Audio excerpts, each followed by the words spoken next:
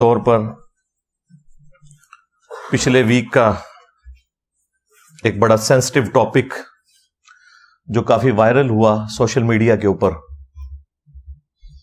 اگرچہ میرا کوئی ارادہ نہیں تھا کہ اسے ٹاپک بنایا جاتا، لیکن چونکہ اس کے ساتھ اتنے عقائد جڑ گئے اور ہر شخص نے آ کے، خواہ اس کا تعلق کسی مذہبی بیک گراؤنڈ سے ہو یا کسی لبرل بیک گراؤنڈ سے ہو، سب نے آ کے اپنا لچ فرائی کیا ہے، اس میں اپنا حصہ ڈالا ہے۔ تو پھر میں نے ارادہ کیا کہ اس کو ہم ڈسکس کر لیتے ہیں، اور وہ ہمارے جو ممدوح ہیں مولانا طارق جمیل صاحب حافظہ اللہ تعالی، ان کے بیٹے کی ڈیتھ، جن کا نام عاصم جمیل تھا رحمہ اللہ تعالی، اللہ تعالیٰ ان کی مغفرت کرے، انہیں ان کے نیک کاموں کا اجر دے، برائیوں سے درگزر فرمائے، اور ان کے والد صاحب کو، طارق جمیل صاحب کو، ان کی والدہ کو، باقی رشتہ داروں کو اس صدمے کے اوپر صبر نصیب کرے اور اس صبر پر اجر عظیم عطا فرمائے، آمین۔ انا للہ و انا الیہ راجعون، اللہم اجرنی فی مصیبتی و اخلف لی خیرا منہا، آمین۔ پچھلے سنڈے کو یہ خبر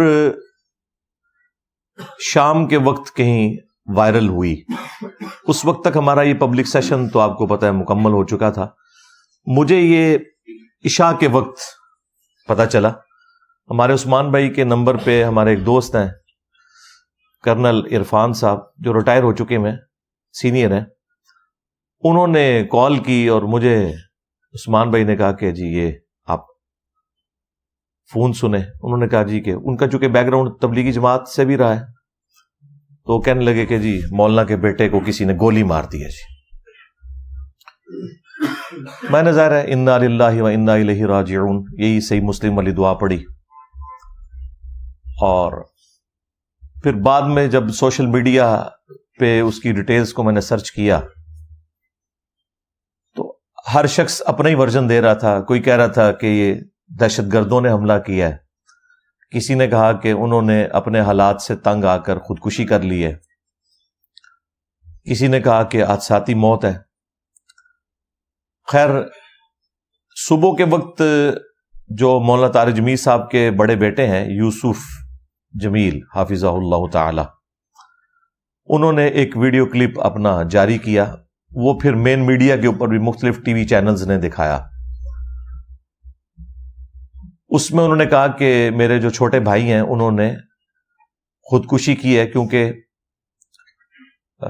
ان کا ذہنی توازن کا ایشو تھا، وہ دوسرے والا ایشو نہیں، ڈپریشن والا ایشو، یعنی یہ پاگل تو نہیں تھے لیکن ڈپریشن کے مریض تھے، اور وہ بتا رہے تھے کہ پچھلے کافی عرصے سے انہیں ہم الیکٹرک شاکس بھی دے رہے تھے، تو وہ اسی تکلیف کے اندر انہوں نے اپنے آپ کو گولی مار کے خودکشی کر لی ہے۔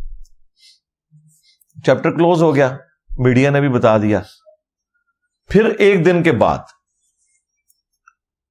طارق جمیل صاحب کے جو چھوٹے بھائی ہیں، ڈاکٹر ہیں، یعنی اس بچے کے چچا، ان کا اردو پوائنٹ کے اوپر انٹرویو آیا اور انہوں نے ایک اور بات کر دی۔ انہوں نے کہا کہ نہیں، اس نے خودکشی نہیں کی ہے بلکہ یہ حادثاتی موت ہے، وہ پسٹل سے کھیل رہا تھا اور اسی دوران چیمبر میں ایک گولی موجود تھی جو چل گئی اور اس کی وجہ سے وہ شہید ہو گیا۔ میں بھی ویسے سوچ رہا تھا کہ آج تک خودکشی کے جتنے بھی واقعات رپورٹ ہوئے ہیں اس میں ہمیشہ جو بھی خودکشی کرتا ہے نا پسٹل کے ذریعے، وہ کن پٹی پہ رکھ کے کرتا ہے، کیونکہ اس بندے نے انشور کرنا ہوتا ہے کہ میں اب زندگی سے جان چھڑاؤں۔ میں نے اس طرح کا کوئی کیس اپنی زندگی میں نہیں دیکھا کہ کوئی شخص جو ہے وہ سینے میں گولی مار کے خودکشی کرے، کیونکہ اس میں چانس ہوتے ہیں کہ بندہ بچ سکتا ہے۔ تو یہ ایک چیز مجھے یعنی ایک تنگ کر رہی تھی، تو مجھے لگا کہ ان کے چچا صحیح بات کر رہے ہیں کہ یہ حادثاتی طور پہ سارا مسئلہ ہوا ہے، لیکن دوسری طرف اس کے اپنے بڑے بھائی نے سٹیٹمنٹ دی اور ویڈیو میں آ کے کہ جی خودکشی کی ہے، تو اس کی وجہ سے پھر آپ کو پتا ہے سوشل میڈیا کے اوپر ایک طوفان بدتمیزی برپا ہو گیا۔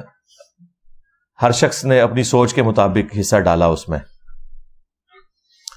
میں نے مولانا طارق جمیل صاحب کو کال تو نہیں کی اس وقت، مجھے پتا تھا کہ وہ غم کی کیفیت میں ہے، اور ظاہر ہے کہ جب آپ اس طرح کی سچویشن میں ہوتے ہیں اور رشتہ داروں کو اٹینڈ کر رہے ہوتے ہیں، پھر خود بھی تکلیف میں ہوتے ہیں، تو خام خواہ کسی کو فون پہ تنگ کرنا یہ بالکل ایک غیر اخلاقی حرکت ہے.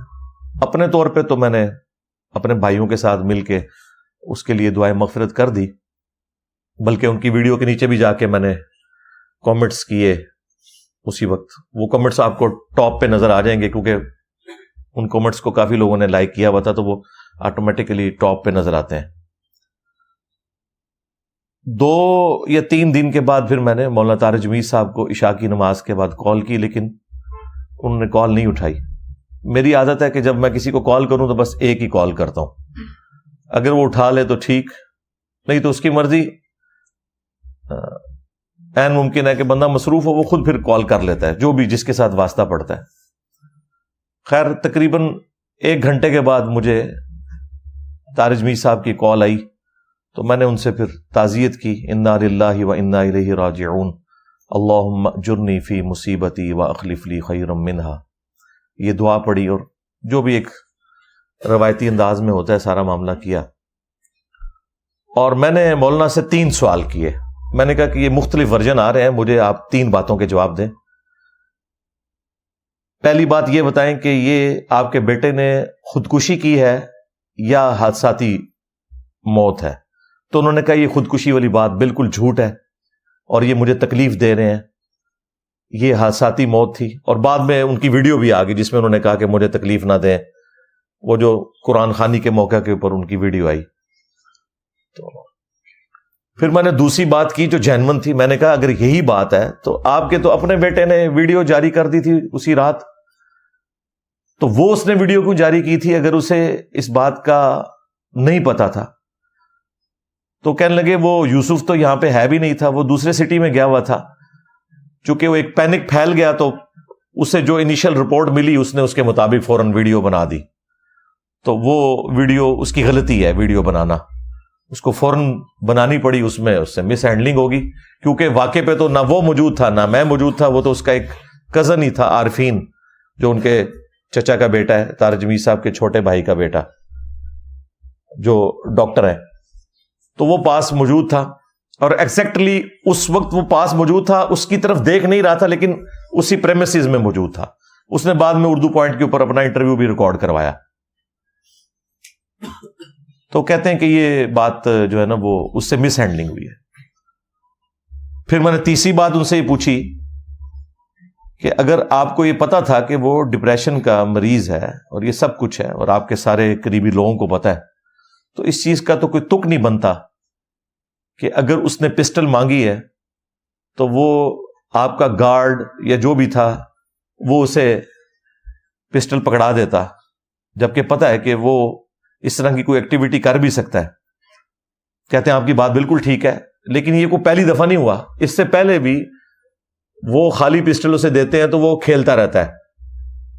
چونکہ سارے اس کو ذرا ایک اسپیشل پروٹوکول، اسپیشل چائلڈ ہونے کی وجہ سے کرتے تھے. ویسے تو عمر اس کی آلموسٹ کوئی 36-37 کے قریب تھی، لیکن وہ بچپن سے ہی ایک خاص ذہنی مرض میں مبتلا تھا. لکھنا پڑھنا اس نے نہیں سیکھا، لیکن پاگل نہیں تھا، جس کو ہم کہتے ہیں نا پاگل، وہ نہیں تھا. ایک ڈپریشن کا مریض آپ سمجھ لیں کہ یعنی ایک درمیان کی کنڈیشن میں. تو کہتے ہیں وہ پہلے بھی اس طرح کرتا تھا، بس وہ چیمبر میں ایک گولی پھنسی رہے گی تو وہ چل گئی. تو میں نے کہا مجھے بھی یہی لگتا ہے. اس کی وجہ یہ ہے کہ اگر اس نے یہ خودکشی کی ہوتی نا تو وہ کن پٹی پہ رکھ کے خودکشی کرتا. پھر وہ اتنے ہی اس نے زندگی کے سال اس ڈپریشن میں گزارے ہیں، ابھی آ کے اس نے خودکشی کو کرنی تھی؟ اسلحہ تو اس کے پاس پہلے بھی اویلیبل تھا. تو مجھے یہ بات یعنی ٹھیک لگی. اس کے باوجود اگر کوئی سمجھتا ہے کہ انہوں نے پردہ ڈالا ہے تو وہ اس کے اپنے ذہن کا ایشو ہے. میرے خیال ہے ہمیں گھر والوں کی بات کے اوپر رلائے کرتے ہوئے اس چیپٹر کو کلوز کر دینا چاہیے. یہ بڑی سخت زیادتی والی بات ہے کہ ایک گھر میں پہلے ڈیتھ ہوئی بھی ہے اور پھر ہر کوئی اس میں تباہ آزمائی کر رہا ہے. اس میں سے نکلنا کیا ہے؟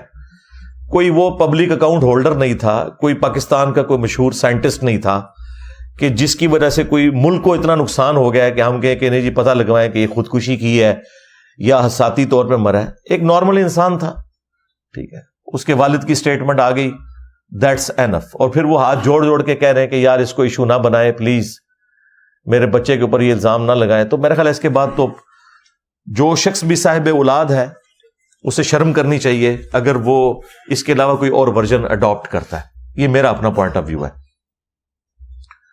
کیونکہ اس میں سے نکالنا کچھ بھی نہیں ہم نے. تو یہ پورے کا پورا ایک سینیریو تھا, اور ان ساری باتوں کے بعد میں نے اس چیپٹر کو 3-4 دن پہلے کلوز کر دیا کہ ٹھیک ہے بات ہوگی. لیکن یہ پورے ہفتے میں ابھی تک اتنے لوگوں نے وی لاگز بنائے اس ٹاپک کے اوپر, ہر بندے نے آ کے اپنی ان پٹ دی اور جو کچھ اس میں سے نکالنے کی کوشش کی. پھر اس پر تر رہا یہ کہ جو کچھ مولانا طارق جمیل صاحب نے مس ہینڈلنگ کی اس کی بھی ایک پوری لسٹ ہے, جس کی وجہ سے دوسرے فرقوں کے مولویوں کو موقع ملا, انہوں نے ان کے خلاف وی لاگز بنائے. ایون خود ان کے اپنے فرقے کے لوگوں نے طارق جمیل صاحب کو ڈس اون کیا, اور وہ جو طارق جمیل صاحب کی مس ہینڈلنگ کی وجہ سے جو کچھ ہوا اس میں وہ جسٹیفائی تھے مخالفین وہ کرنے میں. ایک موقع دیا تو ظاہر ہے مخالفین کدھر چھوڑتے ہیں.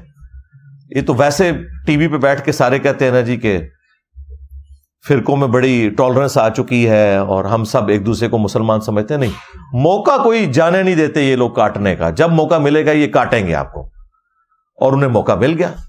آپ دیکھیں مولویوں کے کلپ کس طرح آ رہے ہیں, انتہائی ڈٹائی کے ساتھ, بے شرمی کے ساتھ, اپنے فاسد عقائد اور نظریات کو ثابت کرنے کے لیے طارق جمیل صاحب کی ایکٹیویٹیز کا وہ سہارا لے رہے ہیں.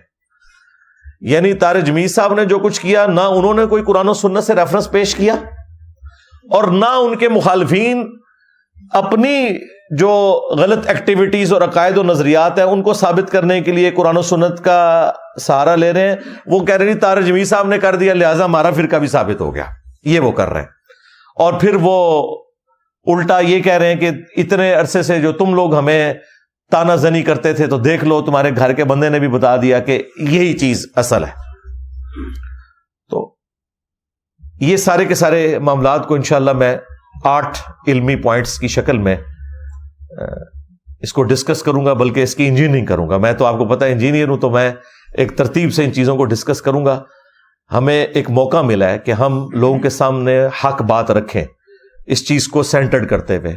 میری یہ گفتگو کوئی ویورشپ کے لیے, کوئی مشہوری کے لیے نہیں. میرے زیادہ کیڑا مشہور ہے, ہاں, تو یہ کسی چیز کے لیے نہیں ہے. صرف خالصتاً یہ موقع ملا ہے کہ مسلمانوں کے دماغوں میں ڈرل کروں کہ بھائی یہ بابوں کا دین ہے, یہ کتابوں کا دین ہے. مرنے سے پہلے اے مسلمان کر لے اس پہ غور. کتابوں کا خدا اور ہے, بابوں کا خدا اور, کتابوں کا پیمبر اور ہے, بابوں کا پیمبر اور. اگرچہ فرقوں کے بابے بھی اسی اللہ رسول کے ماننے والے ہیں عز و جل و صلی اللہ علیہ وآلہ وسلم, لیکن جو انہوں نے آپ کو دین سکھایا وہ ان کی ذاتی اختراع تھی. کتاب و سنت سے ان کا کوئی لینا دینا نہیں ہے. تو یہ ایک موقع ہے کہ آپ تک بات پہنچائی جائے. تفصیل میں جانے سے پہلے ایک دفعہ دروشی پڑھ لیں. اللہم صلی علی محمد وعلی آل محمد واصحاب محمد وازواج محمد وامت محمد اجمعین الی یوم الدین آمین. علمی پوائنٹ نمبر 1, جو لوگ اس بات کے اوپر اصرار کر رہے ہیں کہ ان کے بیٹے نے خودکشی کی, اسی کی پلی لیتے ہوئے پھر وہ طارق جمیل صاحب کے اوپر اٹیک کر رہے ہیں کہ دیکھیں جی یہ بیٹے کی انہوں نے تربیت کی تھی, پوری دنیا میں تبلیغ کرتے ہیں, اور اپنے گھر کی حالت یہ ہے. یہ بات جو ہے وہ مذہبی طبقے کی طرف سے بھی اٹھائی گئی, لبرلز کی طرف سے بھی اٹھائی گئی, چونکہ انہوں نے کنکلوڈ کر لیا کہ بچے نے خودکشی کی ہے. میں کہتا ہوں جی یہ مقدمہ درست بھی ہو کہ اس نے خودکشی کی ہے, تب بھی کسی شخص کو اس کی اولاد کی وجہ سے یا اس کے قریبی رشتہ داروں کی وجہ سے تختہ مشق نہیں بنایا جا سکتا. قرآن میں واضح یہ فتویٰ ہے, وَلَا تَزِرُ وَازِرَةٌ وِزْرَ أُخْرَى, کوئی بھی بوجھ اٹھانے والی جان کسی دوسرے کے اعمال کا بوجھ قیامت کے دن نہیں اٹھائے گی. یہ قرآن کا واضح فتویٰ ہے. اگر اس قانون کو مان لیا جائے کہ کسی شخص کے برے اعمال کا ذمہ دار اس کا والد ہے، تو اللہ تعالیٰ نے سورہ ہود کے اندر سیدنا نوح علی نبینا وعلیہ الصلاۃ والسلام کے بیٹے کا ذکر کیا کہ وہ تو حالت کفر میں مرا۔ الٹا جب نوح علیہ السلام نے اس کی سفارش کی تو اللہ تعالیٰ نے بڑے سخت الفاظ استعمال کیے کہ مجھ سے اس چیز کے بارے میں سوال نہ کر جس کے بارے میں تیرے پاس علم نہیں ہے، اور تو جاہلوں میں تو شامل نہ ہو، تجھے تو پتہ ہے کہ وہ تیری اولاد ضرور تھا، بیگوٹن سن تھا، لیکن اس کے اعمال وہ نہیں تھے، کفر کی حالت میں مرا۔ تو نوح علیہ السلام کو کوئی بلیم نہیں کر سکتا کہ ان کا بیٹا کفر کی حالت میں مرا تو اب وہ مجرم ہے۔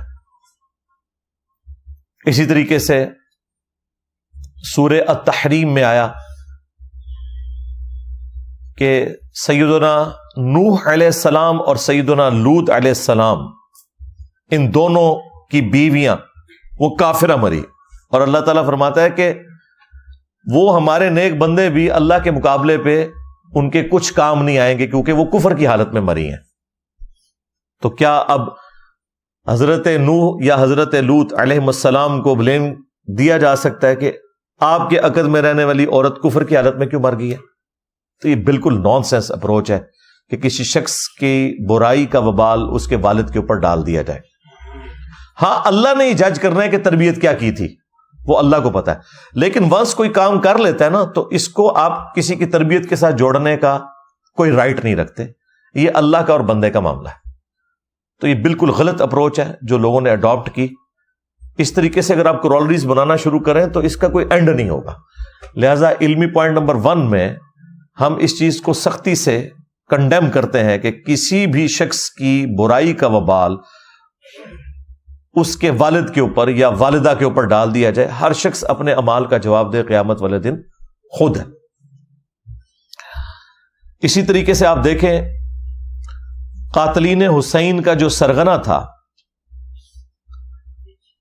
وہ سعد ابن ابی وقاص رضی اللہ تعالیٰ عنہ، فاتح قادسیہ جنہوں نے پرشین امپائر کو گرایا سیدنا عمر کے دور میں رضی اللہ تعالیٰ عنہ، ان کا بیٹا تھا عمر ابن سعد۔ اب کوئی کہہ سکتا ہے کہ بھئی عمر ابن سعد کی یہ تربیت کی ہوئی تھی سعد ابن ابی وقاص نے؟ نہیں، وہ اپنے اعمال کا خود جواب دے۔ اور یہاں تو یہ مسلمان بھی تھا، چلیں پیغمبروں کے کیس میں تو میں نے آپ کو ایکسٹریم کفر والی مثال دی، یہ تو مسلمان تھا، لیکن وہ اپنے اعمال کا جواب دے خود ہے۔ اور اس کے کرتوت اس طرح کے سعد ابن ابی وقاص کو اپنی زندگی میں نظر آ گئے تھے، لیکن وہ کیا کر سکتے تھے؟ دعوت ہی دے سکتے تھے، نگاہ مار کے اس کا دل تو نہیں بدل سکتے تھے۔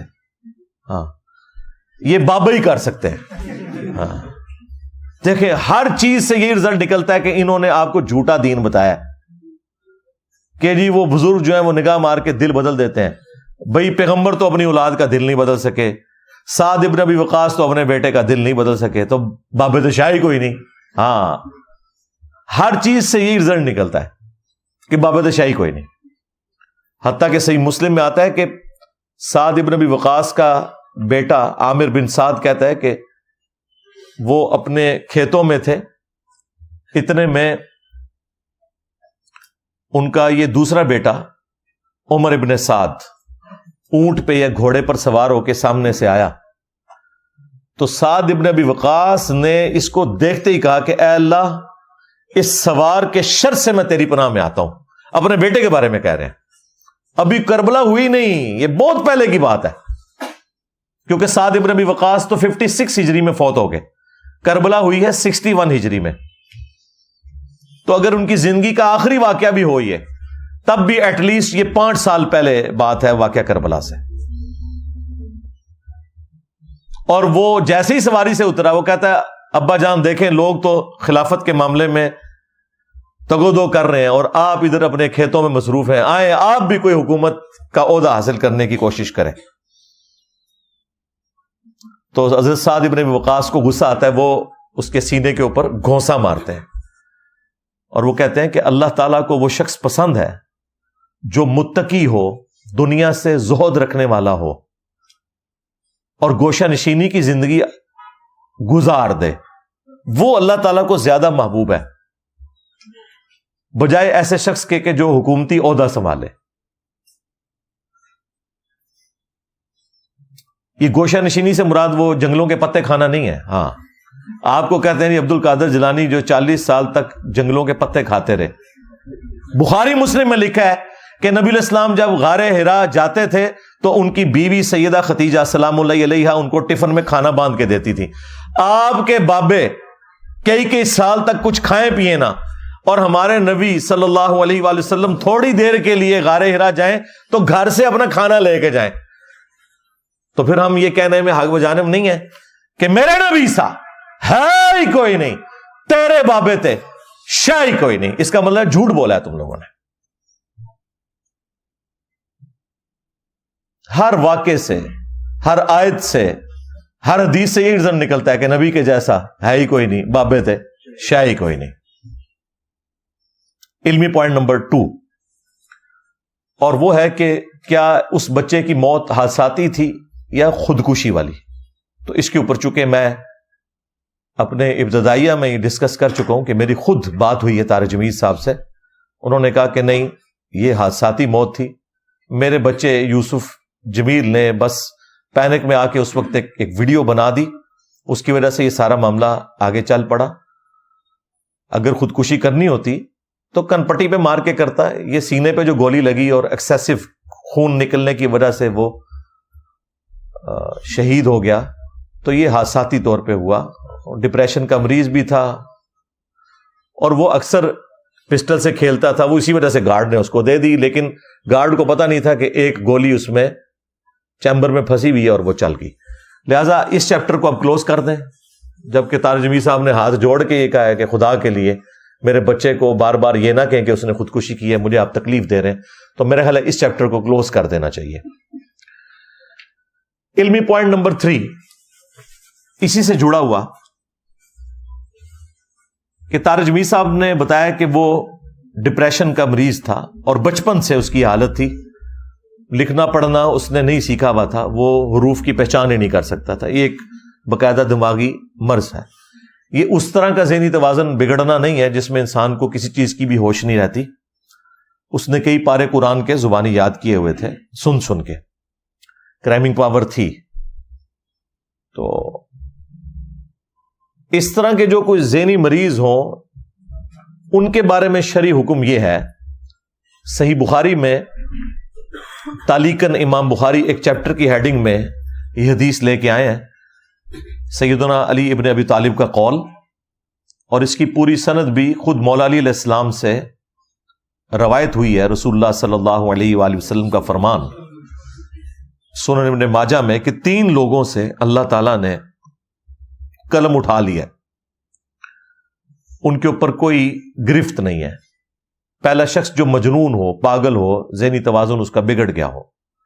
دوسرا وہ شخص جو سویا ہوا ہے، اس کو تو ہوش نہیں ہے۔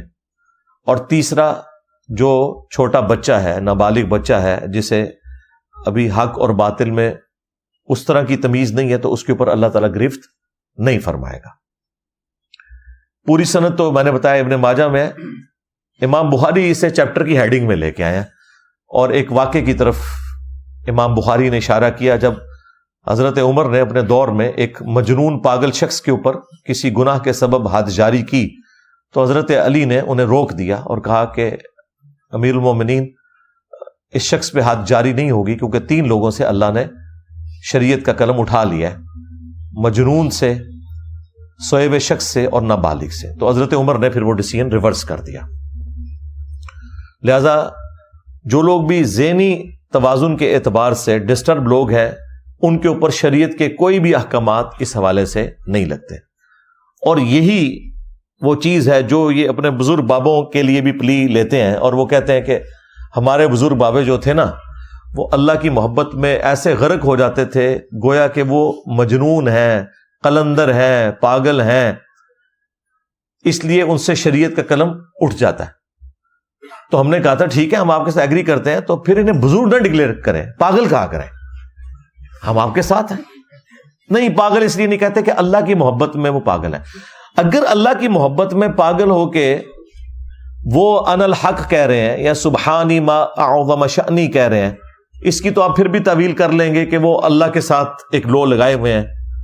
لیکن جن لوگوں نے اس پاگل پن میں چشتی رسول اللہ کلمہ پڑھایا ہے اور اسے انڈورس کیا ہے، اور تھانوی رسول اللہ کلمے کو انڈورس کیا ہے، اور پتہ نہیں کون کون سے ان کے کلمے ہیں. ویسے ہمارے نزدیک تو بھائی 4 کلمے ثابت ہیں، پہلے 4 کلمے، 5واں چھٹا تو علماء نے لکھا ہوا ہے، جو آپ کو 6 کلمے کہتے ہیں نا، وہ کسی حدیث میں نہیں آیا. پہلے 4 کلمے، اس پہ میری تفصیلی ویڈیو ریکارڈ ہے. تو یہ جو 6 کلمے ہیں ان میں سے 4 ثابت ہیں، 2 انہوں نے خود لکھ لیے. اب تو یہ 6 کی گنتی بھی آگے جا چکی ہے. ہاں، چشتی رسول اللہ 7واں کلمہ، ہاں، تھانوی رسول اللہ 8واں کلمہ، ہاں جی، شبلی رسول اللہ 9واں کلمہ، ہاں، معاویہ رسول اللہ 10واں کلمہ، ہاں، یہ لکھے جے سارے کتابیں، ہاں، ہوں تو خیر بڑھائی جا رہے ہیں. تو جن کے ہم 6 کلموں پہ بات کرتے تھے نا، اب تو ہم کہتے تھے بھائی 4 ثابت ہیں، 2 کوئی نہیں ثابت. آپ بتایا کریں یہ جو آپ کے 10 کلمے ہیں نا جو ریٹن میں ہے، وہ جو صادق رسول اللہ وہ تو واقعہ سنایا نا اس نے، وہ ہم کہیں ریٹن میں تو نہیں دکھا سکتے نا، اس لیے 10 ہی رہنے دو فی الحال. 10 کلمے نے نا تھوڑے، وہ 4 ہی ثابت نے، ہاں، پہلے 4، باقی 6 کلمے جڑے نے تسی خود ہی بنائے نے. ان میں سے 2 تو چلیں آپ کہہ لیں کہ ایک دعائیہ انداز میں یا جس انداز میں بھی ہیں، آخری 4 کلمے تو ویسے ہی فراڈ جے.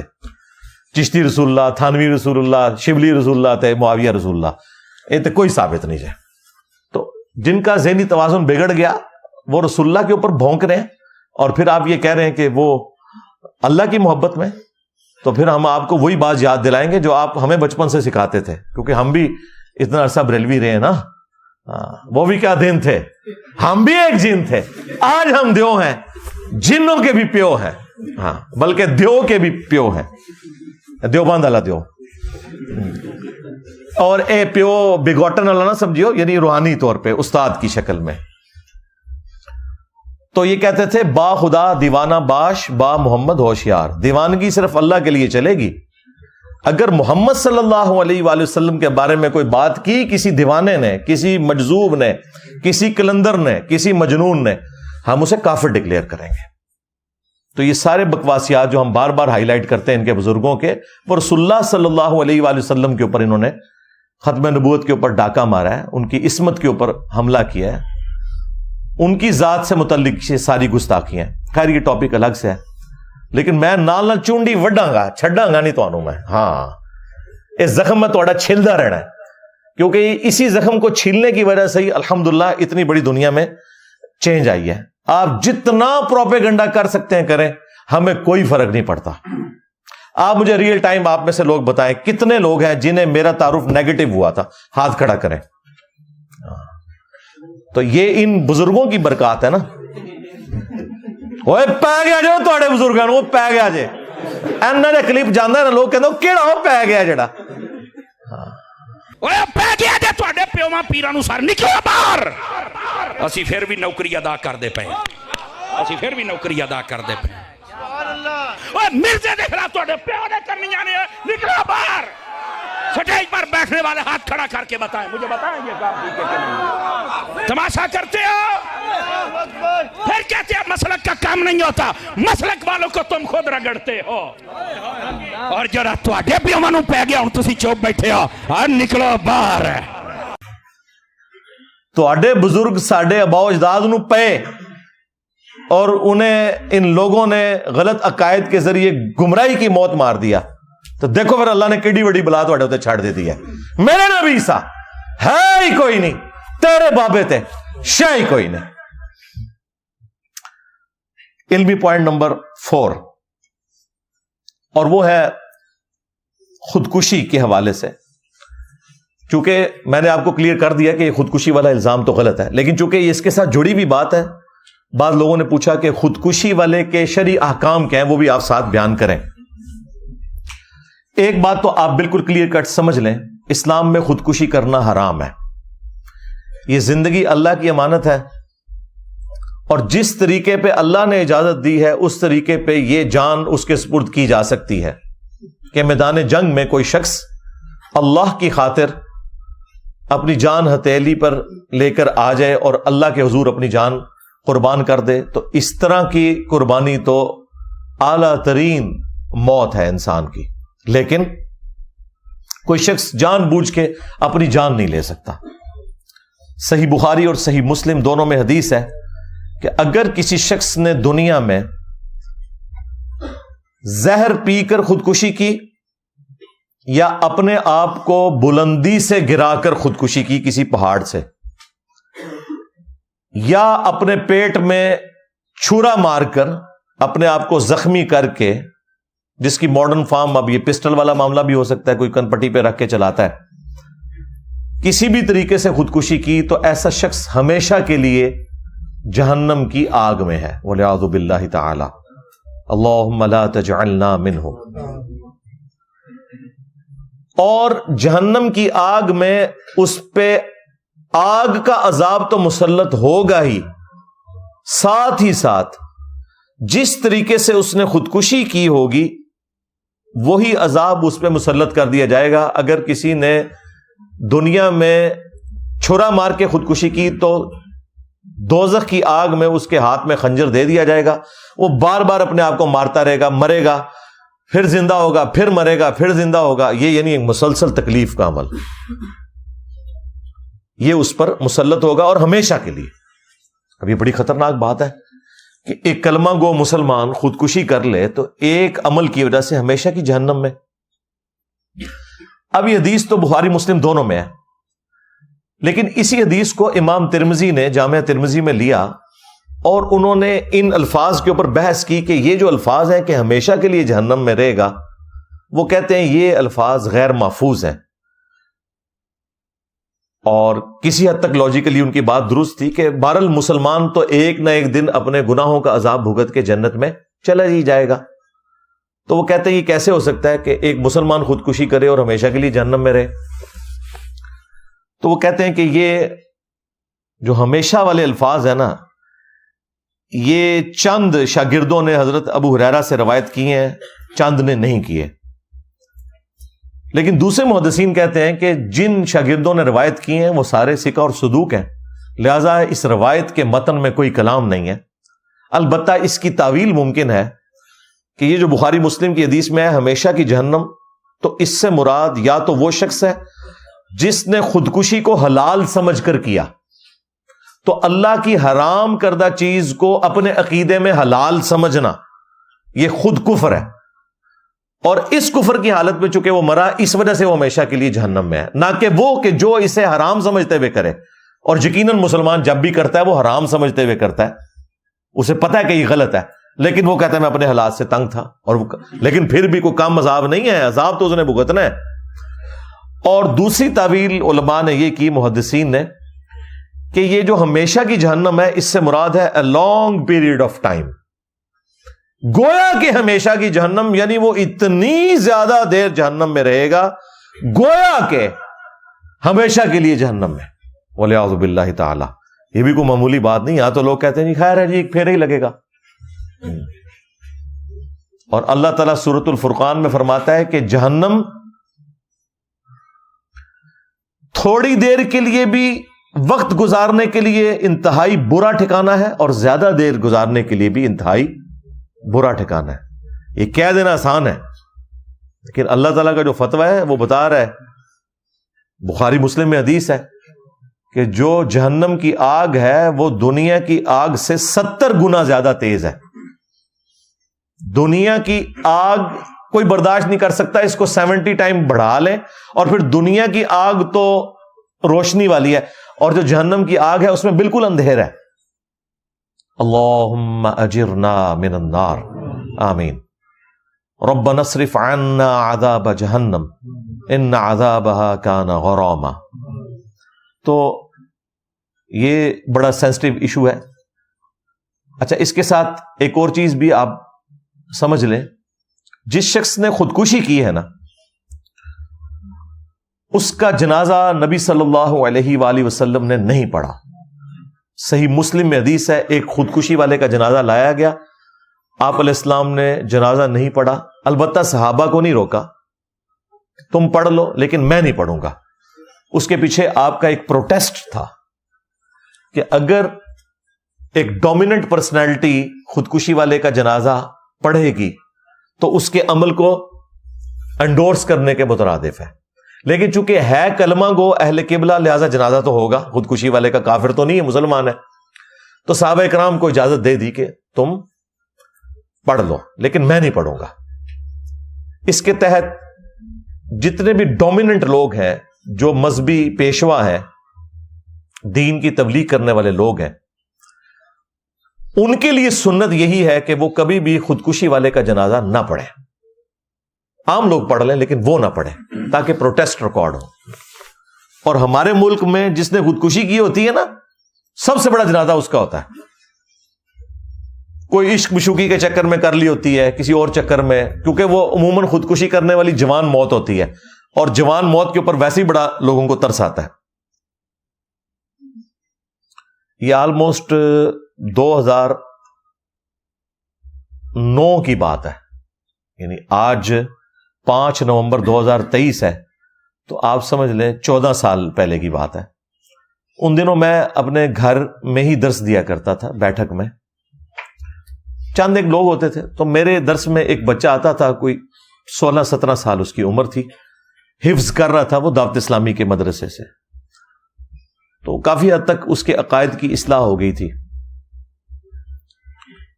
پھر اچانک ایک دن خبر آئی کہ اس نے خودکشی کر لی ہے۔ وہ گھر میں تیزاب تھا، وہ اس نے پی لیا۔ اب تیزاب اگر کوئی پی لے نا تو اس کی تو کوئی ریمیڈی نہیں ہے، کیونکہ وہ جہاں جہاں تیزاب لگتا ہے وہ سب کچھ کٹ جاتا ہے۔ اب مجھے خبر ملی تو اب میرے لیے بڑا ایک امتحان تھا، چونکہ وہ اسٹوڈنٹ بھی تھا اور دوسری طرف اس نے یہ حرکت کی۔ جیلم کی تاریخ میں چند بڑے جنازوں میں سے، ہزاروں میں اس کا جنازہ تھا، وہ ایک بڑا جنازہ تھا، لیکن میں نے جنازہ نہیں پڑھا۔ اب بعد میں نے اس کے لیے دعائیں مغفرت کر دی، لیکن میں نے کہا کہ میں نے نبی صلی اللہ علیہ وآلہ وسلم کی سنت پہ عمل کرنا ہے، کہ میں چونکہ دعوت و تبلیغ کا کام کر رہا ہوں تو مجھے یہ زیب نہیں دیتا کہ میں اس جنازے میں شامل ہوں۔ ہاں، اس کے لیے دعائیں مغفرت کریں گے، بھائی ہے، اللہ تعالیٰ اس کی مغفرت کرے، اس کی غلطیوں سے درگزر فرمائے۔ جذبات میں آ کے اس نے یہ کیا، چھوٹا بچہ تھا، کوئی گھر میں اس طریقے سے کوئی جھگڑے والا معاملہ ہوا اور وہ کر گزرا۔ تو خودکشی والے کا جنازہ جو ڈومیننٹ لوگ ہیں، مذہب کی لیگیسی کو لے کے چل رہے ہیں، وہ کبھی بھی نہ پڑھیں۔ نبی علیہ السلام نے تو ہمیں یہ تعلیم دی ہے۔ اس حوالے سے یہ اسٹیٹس کلیئر ہو گیا، حتیٰ کہ آپ صلی اللہ علیہ وآلہ وسلم تو مکروز کا بھی جنازہ نہیں پڑھتے تھے۔ صحیح مسلم میں حدیث ہے نا کہ شہید کا ہر گناہ معاف ہے، قرض شہید کا بھی معاف نہیں ہوتا۔ حالانکہ شہادت سے بڑا کیا رتبہ ہے، لیکن چونکہ قرض والا معاملہ حقوق العباد کا ہے، وہ معاف نہیں ہوتا۔ بخاری اور مسلم دونوں میں حدیث ہے، نبی صلی اللہ علیہ وآلہ وسلم کے پاس جب بھی مکروز کا جنازہ لایا جاتا، آپ پوچھتے اس پہ کوئی قرضہ تو نہیں ہے؟ اگر بتایا جاتا ہے قرضہ ہے تو آپ فرماتے کہ تم پڑھ لو، میں نہیں پڑھوں گا، پروٹیسٹ کے طور پر، یا تم میں سے کوئی اس کا قرض اتارنے کی ذمہ داری لے۔ تو اگر کوئی ذمہ داری لے لیتا تو آپ جنازہ پڑھا دیتے، ادروائز آپ نہیں پڑھاتے تھے۔ وہی لیگیسی آج تک چل رہی ہے نا۔ آپ نے دیکھا ہے کہ وہ جنازے کے موقع کے اوپر اناؤنسمنٹ ہوتی ہے کہ اس کے ساتھ کسی کا لین دین ہو تو فلاں سے ملے۔ یہ لادہ بات ہے، فلاں سے مل بھی لیں پھر بھی قرضہ نہیں کرتے کسی لمبا واپس، ہاں وہ اہم ہی فلاں سے مل لیں۔ لیکن نبی علیہ السلام کے کیس میں اسی حدیث میں آتا ہے کہ جب اللہ تعالیٰ نے غزوہ خیبر کے بعد رسول اللہ کو وسعت دی مال غنیمت میں، آپ صلی اللہ علیہ وآلہ وسلم کے پاس جب مال آنا شروع ہو گیا، مال غنیمت خمس کے کانٹیکسٹ میں بیت المال کے اندر، پھر جب کبھی بھی مکروز کا جنازہ لایا جاتا تھا تو نبی علیہ السلام پوچھتے اس پہ کوئی قرض ہے، اور بتایا جاتا کہ ہے، تو نبی علیہ السلام پھر وہ قرض خود بیت المال میں سے اپنے والے اس حصے میں سے جو خمس کا حصہ ہے، رسول اللہ اور ان کے اہل البیت کے لیے سورۃ الانفال میں اللہ تعالیٰ نے مخصوص فرمایا، اس میں سے آپ صلی اللہ علیہ وآلہ وسلم اس کا قرض اتار دیا کرتے تھے. اور پھر نبی علیہ السلام وہ آیت پڑھتے ہیں النبی اولا بالمؤمنین من انفسہم وازواجہ امہاتہم. نبی مومنین کی جانوں پر ان کی جانوں سے بڑھ کر حق رکھتے ہیں اور نبی کی بیویاں امت کی مائیں ہیں. تو رسول اللہ امت کے روحانی باپ ہوئے. اچھا اس آیت کا تو مطلب ویسے یہ تھا کہ امت کا کام ہے کہ اپنا تن من دھن اپنی جان تک قربان کر دے رسول اللہ کے لیے صلی اللہ علیہ وآلہ وسلم, کیونکہ رسول اللہ صلی اللہ علیہ وآلہ وسلم ہماری جانوں سے بڑھ کر ہم پر حق رکھتے ہیں. لیکن نبی علیہ السلام نے دیکھیں اس کا وائس ورثہ کیا. آپ نے کہا کہ ان پہ میں حق رکھتا ہوں, لیکن چونکہ اب یہ میرے بچوں کی مانند ہے اور مجھے اللہ نے وسعت دی ہے تو ان کا قرض بھی میں اتاروں گا. حالانکہ ہونا تو چاہیے تھا کہ بچے اپنے روحانی باپ کے لیے قربانی پیش کرتے.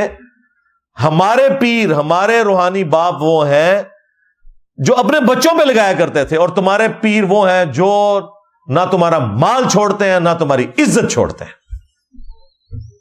پھر میں کہنے میں حق بجانب ہوں کہ میرا نبی سا ہے ہی کوئی نہیں, تیرے بابے تھے شاہی کوئی نہیں. تو نبی علیہ السلام قرض اتارتے خود اور پھر جنازہ پڑھاتے. یہ میں نے ضمناً آپ کو بتا دیا خودکشی والے کے یعنی جنازے کے اعتبار سے. اور اس میں ایک اور امپورٹنٹ چیز یہ ہے کہ اب خودکشی والے کی مغفرت کا معاملہ کیا ہوگا. جنازہ تو پڑھ لیا تو ظاہر ہے اس میں دعائے مغفرت کی تو اٹ مینز کہ ہے وہ مسلمان ہے. ایک حدیث ہے صحیح مسلم کے اندر, ایک سینئر اصحاب میں سے تھے, سابقون الاولون میں سے, وہ ہجرت مدینہ میں بھی شامل تھے.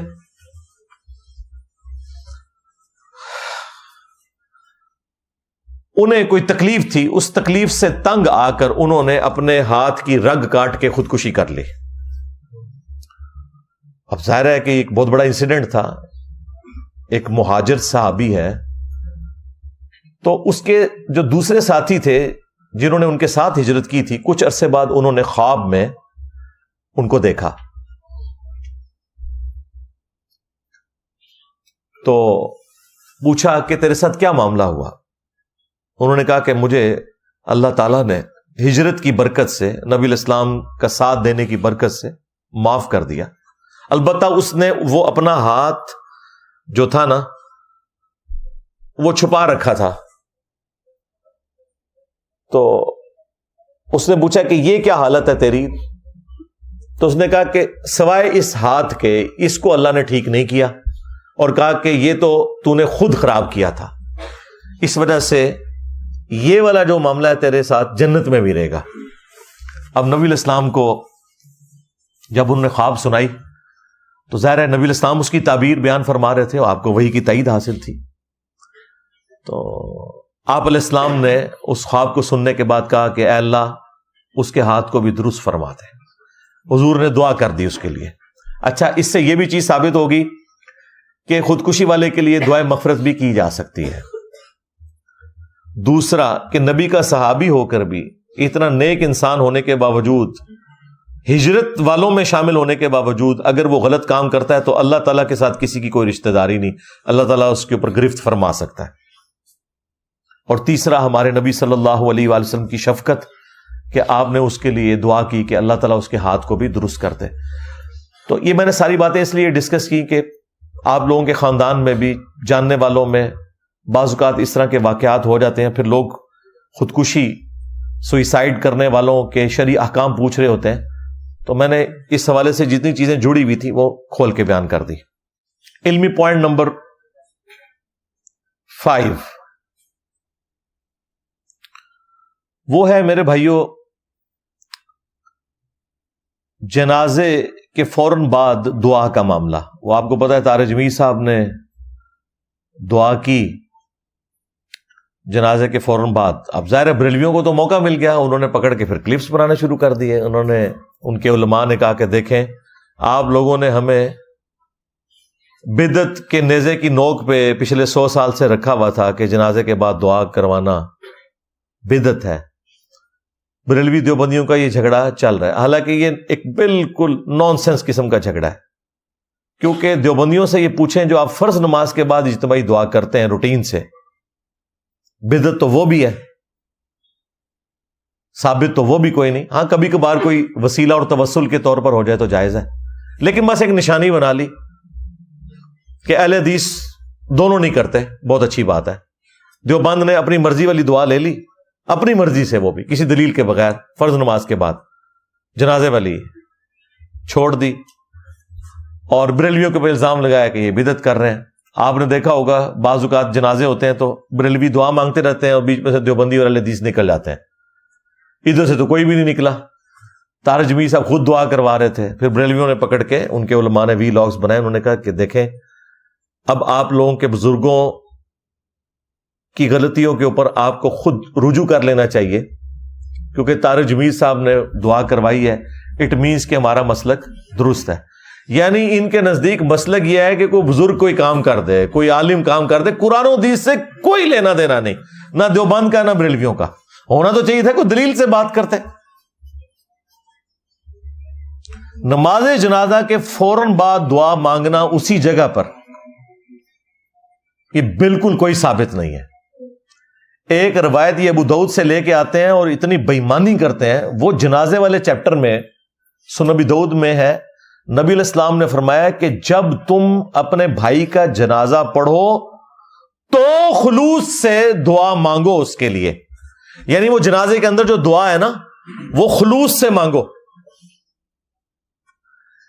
ان کو پتا تھا, انہوں نے جان بوجھ کے وہ الفاظ اٹھائے کہ جی جنازہ پڑھو تو دعا مانگا کرو, اور وہ دعا بعد والی دعا جو اپنی ان کے بابوں کی جاری کرتا تھی نا اس کو پکڑ کے اس میں فٹ کر دیا. حالانکہ ایک عام آدمی جس کو اردو پڑھنی آتی ہے نا, تھوڑا سا بھی اس کو علم حدیث سے شغف ہے اور اسے پتا ہے کہ کون سے چیپٹر میں کون سی چیز آتی ہے, وہ چیپٹر کون سا ہے ابو داؤد کا, وہ خود پڑھ کے دیکھے, اسے آئیڈیا ہو جائے گا کہ بالکل فراڈ کیا ہے انہوں نے. البتہ سنن ابی داؤد میں ہی ایک حدیث موجود ہے کہ نبی علیہ السلام کسی صحابی کو دفنا کر جب فارغ ہوئے تو آپ نے اس کی قبر پہ کھڑے ہو کر فرمایا کہ اب اپنے بھائی کے لیے قبر کے سوالات میں استقامت کی دعا مانگو, اس سے قبر میں سوال ہوگا, آزمایا جائے گا. تو دفنانے کے بعد قبر کے اوپر کھڑے ہو کر اجتماعی دعا کرنا اس میت کے لیے کہ اسے قبر کے سوالات میں آسانی ہو, یہ سنت ہے. یہ سنن ابی داؤد کے اندر حدیث موجود ہے. جنازے کے فوراً بعد دعا کرنا اسی جگہ پر, یا فرض نماز کے فوراً بعد دعا کرنا اسی جگہ کے اوپر, یہ دونوں کوئی ثابت نہیں ہے.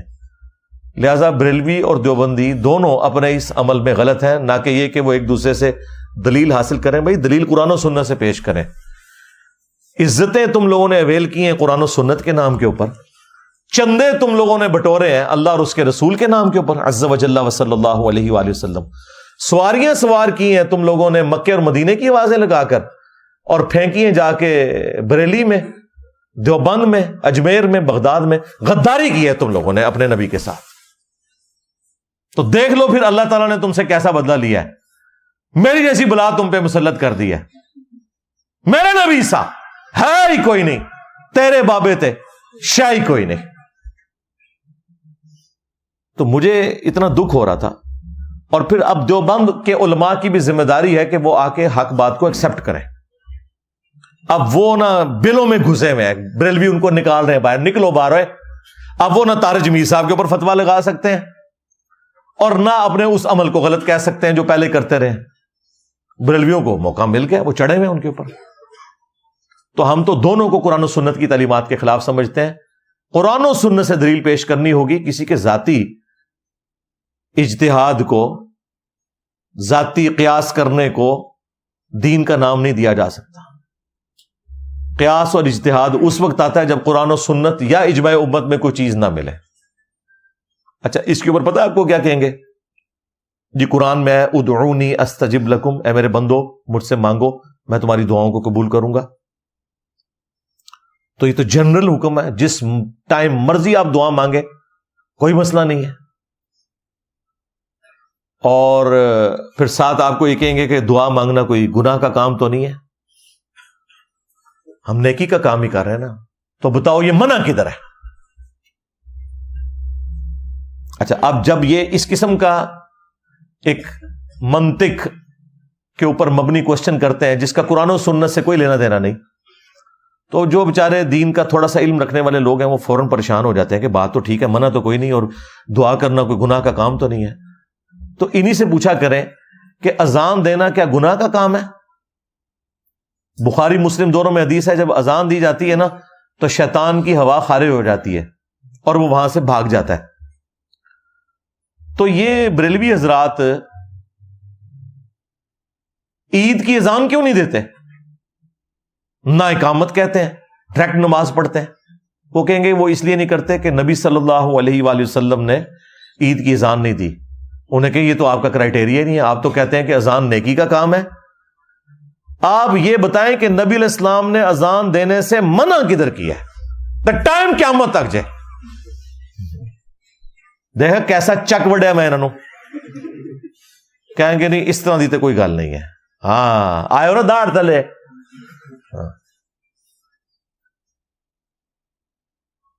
مان جائیں گے پھر خود کہ یہ ڈیفینیشن ہماری غلط تھی.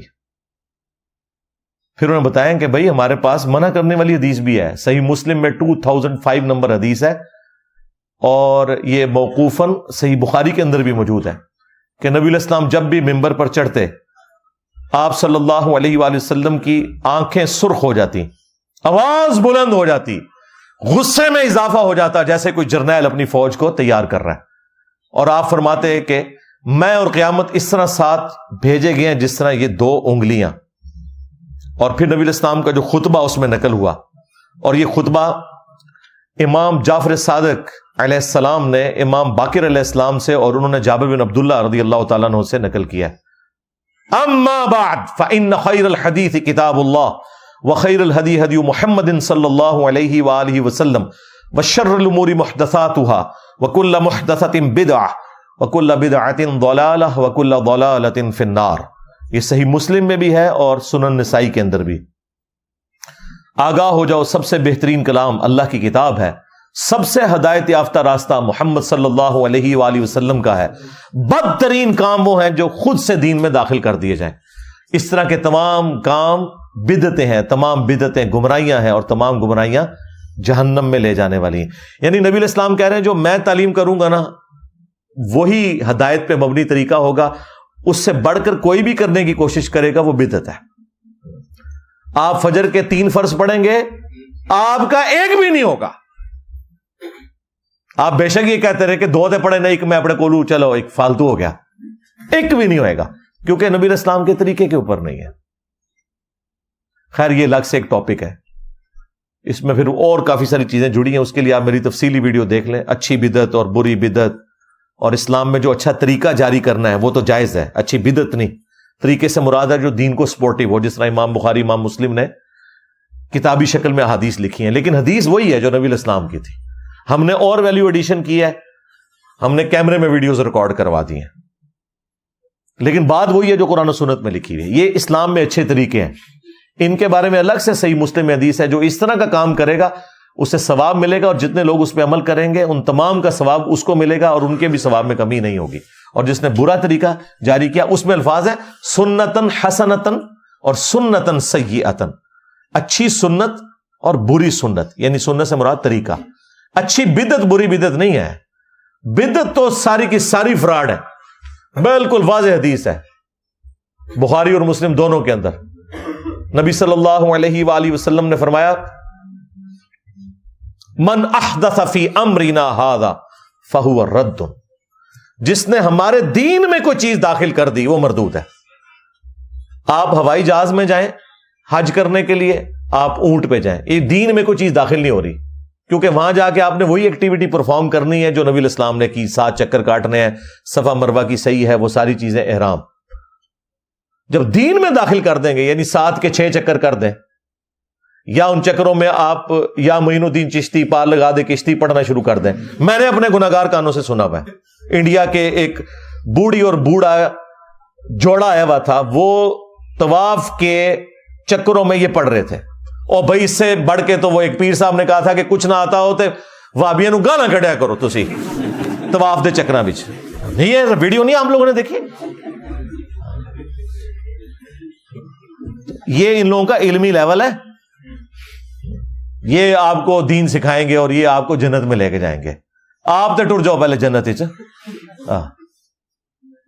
تو یہ جو بدعت والا جو معاملات ہیں میں نے تفصیل کے ساتھ اس میں وہ کبھی تراویح کی جماعت کی بات کرتے ہیں, کبھی جمعے کی دوسری اذان کی, یہ سارے کے سارے دھوکے دیے میں جھوٹ بول رہے ہوتے ہیں آپ سے. وہ بات کچھ اور تھی, کچھ اور بنا کے پیش کرتے ہیں. اس پہ الگ سے میری ویڈیو ہے, وہ انشاءاللہ ہم تھم نیل اٹیچ کر دیں گے, اس میں ڈسکرپشن میں دے دیں گے, وہ آپ دیکھ لیجئے گا. آپ کی طبیعت انشاءاللہ تعالی اس حوالے سے صاف ہو جائے گی.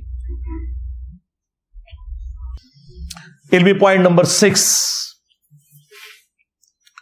اور وہ ہے طارق جمیل صاحب نے قرآن خوانی کی اناؤنسمنٹ خود کی, اور پھر قرآن خوانی ہوئی, بہت بڑا پنڈال سجایا گیا. اینڈ پہ انہوں نے اس میں کچھ واقعات بھی سنائے اور دعا بھی کی. یہاں پہ بھی اب بریلویوں کو موقع مل گیا.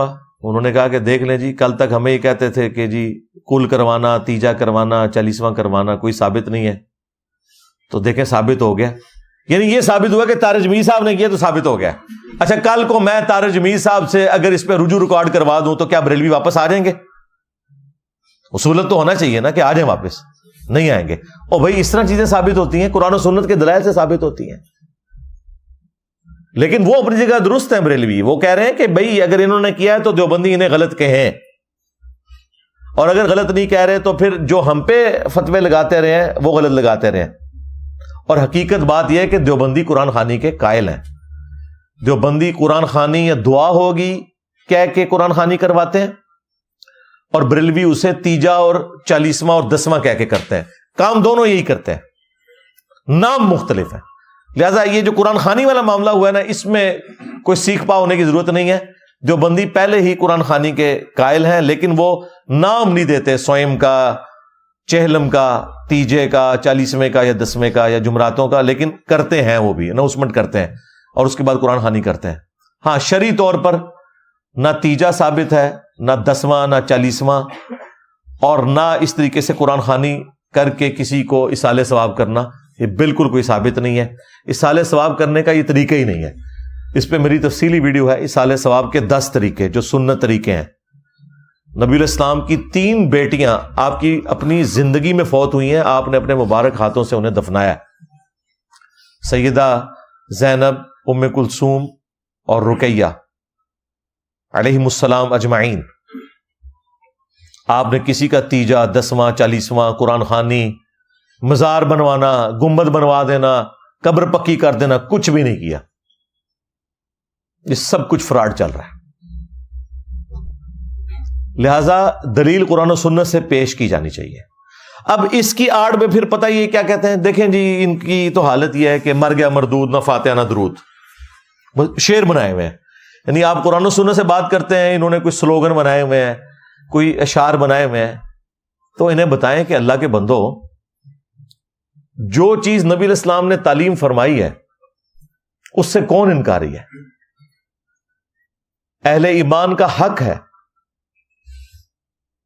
جو فوت شدگان ہیں ان کا یہ حق ہے کہ جو زندہ لوگ ہیں ان کے لیے دعائے مغفرت کریں.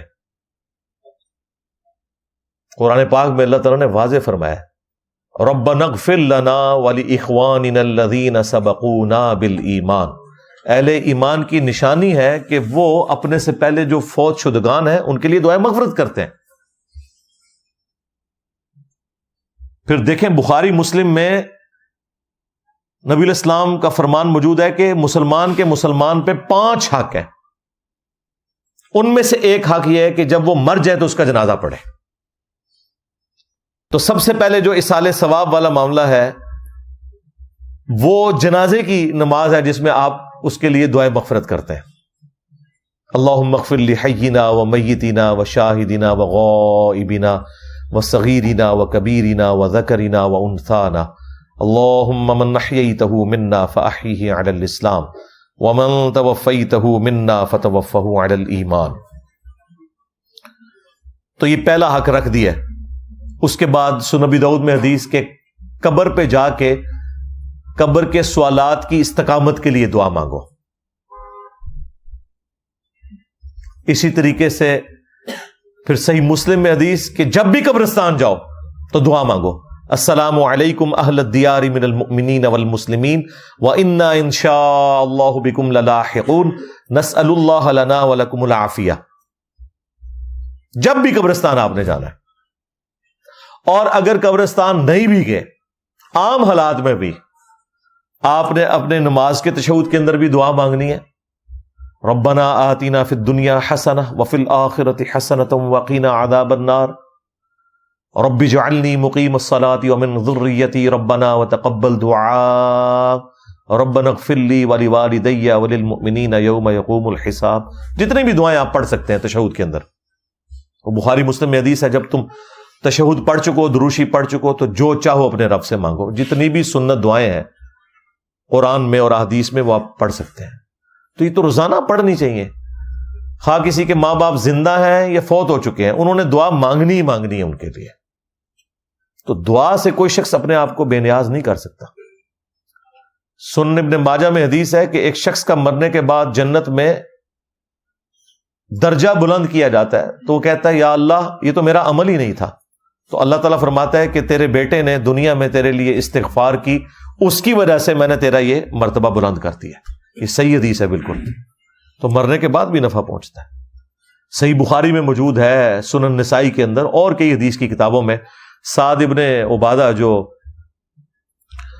خزرج کے سردار تھے، وہ نبی الاسلام کے پاس حاضر ہوئے، یا رسول اللہ میں سفر پہ تھا، پیچھے سے میری والدہ فوت ہو گئی، میں چاہتا ہوں کہ ان کی طرف سے کوئی ایسا نیکی کا کام کروں کہ انہیں ان کے مرنے کے بعد بھی ثواب پہنچے. تو میں چاہتا ہوں ان کی طرف سے کنواں کھدوا دوں. تو وہ ام سعد کا کنواں، یعنی سعد کی ماں کا کنواں، وہ کنواں مشہور ہو گیا. نبی الاسلام سے انہوں نے پوچھا یا رسول اللہ اگر میں یہ کروں تو کیا میری والدہ کو اس کا ثواب ملے گا؟ آپ نے فرمایا ہاں ملے گا. تو صدقہ اور خیرات کر سکتے ہیں، دعا کر سکتے ہیں. ایصال ثواب کے 10 طریقے آپ میری ویڈیو دیکھیں. تو یہ بالکل ایک جھوٹا الزام ہے کہ جو قرآن و سنت کے ماننے والے لوگ ہیں وہ فوت شدگان کے لیے دعا کے قائل نہیں ہیں. ہم اس طریقے پہ قائل ہیں جو اللہ کے محبوب صلی اللہ علیہ وآلہ وسلم نے تعلیم فرمایا ہے، نہ کہ آپ کے بزرگ بابوں کی تعلیمات پہ. علمی پوائنٹ نمبر 7، اور وہ ہے انہوں نے جو میت کی کل خوانی کہہ لیں یا قرآن خوانی کہہ لیں، اس کے اوپر 2 خواب سنائے. ایک انہوں نے عاصم کا اپنا خواب سنایا جو اس نے وفات سے 1 دن پہلے دیکھا تھا. نبی الاسلام کی زیارت کی، چلیں کوئی وہ بات سمجھ آنے والی تھی. لیکن جو دوسرا خواب انہوں نے سنایا نا کہ جی ایک پشاور کے مولانا صاحب ہیں اور وہ میرے بیٹے کو جانتے نہیں ہیں، انہوں نے مجھے فون پہ بتایا ہے کہ عاصم جو ہے نبی الاسلام کے پاس پہنچ گیا ہے اور اللہ تعالیٰ سے بھی ملاقات ہو گئی. اور اب دیکھیں وہ جو مولانا صاحب ہیں ان کے بارے میں وہ ذکر کر رہے ہیں، تو ذکر کرتے ہوئے کہتے ہیں کہ جی وہ مولانا صاحب وہ ہیں جو روزانہ 1,00,000 دفعہ درود شریف پڑھتے ہیں. اب جیسے یہ بات انہوں نے کی ہے تو وہ تو خود بخود ہمیں ڈاؤٹ میں ڈالنے والی بات ہے کہ وہ راوی جو ہے جو بیان کرنے والا ہے وہ تو اب ثقہ اور صدوق نہیں رہا جو یہ دعویٰ کر رہا ہے کہ میں 1,00,000 دفعہ روزانہ درود شریف پڑھتا ہوں. کتنی حیران کن بات ہے. یہ جو خواب میں نبی الاسلام کی زیارت ہے اس کو میں نے آخری پوائنٹ رکھا ہوا تھا، یہ کریٹیکل ایشو ہے، وہ بعد میں ڈسکس کروں گا. یہ میں علمی پوائنٹ نمبر 7 ڈسکس کر رہا ہوں. کیا 1,00,000 دفعہ درود شریف روزانہ پڑھنا ممکن ہے؟ جی ممکن ہے اگر آپ دیوبندی اور بریلوی ہیں. جی جب فضائل اعمال میں لکھا ہے کہ بعض بزرگ ایسے تھے جو روزانہ 3 قرآن، بعض 5 اور بعض 8 قرآن بھی روزانہ پڑھتے تھے. جی 8 قرآن اگر روزانہ پڑھے جائیں تو آلموسٹ 6,500 آیات ہیں قرآن کی. تو 8 کو ذرا 6,500 سے ضرب دیں تو 50,000 سے زیادہ آیات بنتی ہیں روز کی. تو آیت تو اکثر آیات جو ہیں وہ درود شریف سے لمبی ہیں، بلکہ کئی گنا لمبی آیات ہیں. تو اگر اس کی آپ لینتھ کیلکولیٹ کریں نا روزانہ 8 دفعہ قرآن پڑھنے کی، تو پھر تو بھائی 2 لاکھ دفعہ بھی دروشی پڑھا جا سکتا ہے روزانہ. جو 8 قرآن روزانہ ختم کر سکتے ہیں، 1 لاکھ دفعہ دروشی شاہی کوئی نہیں انہیں سامنے.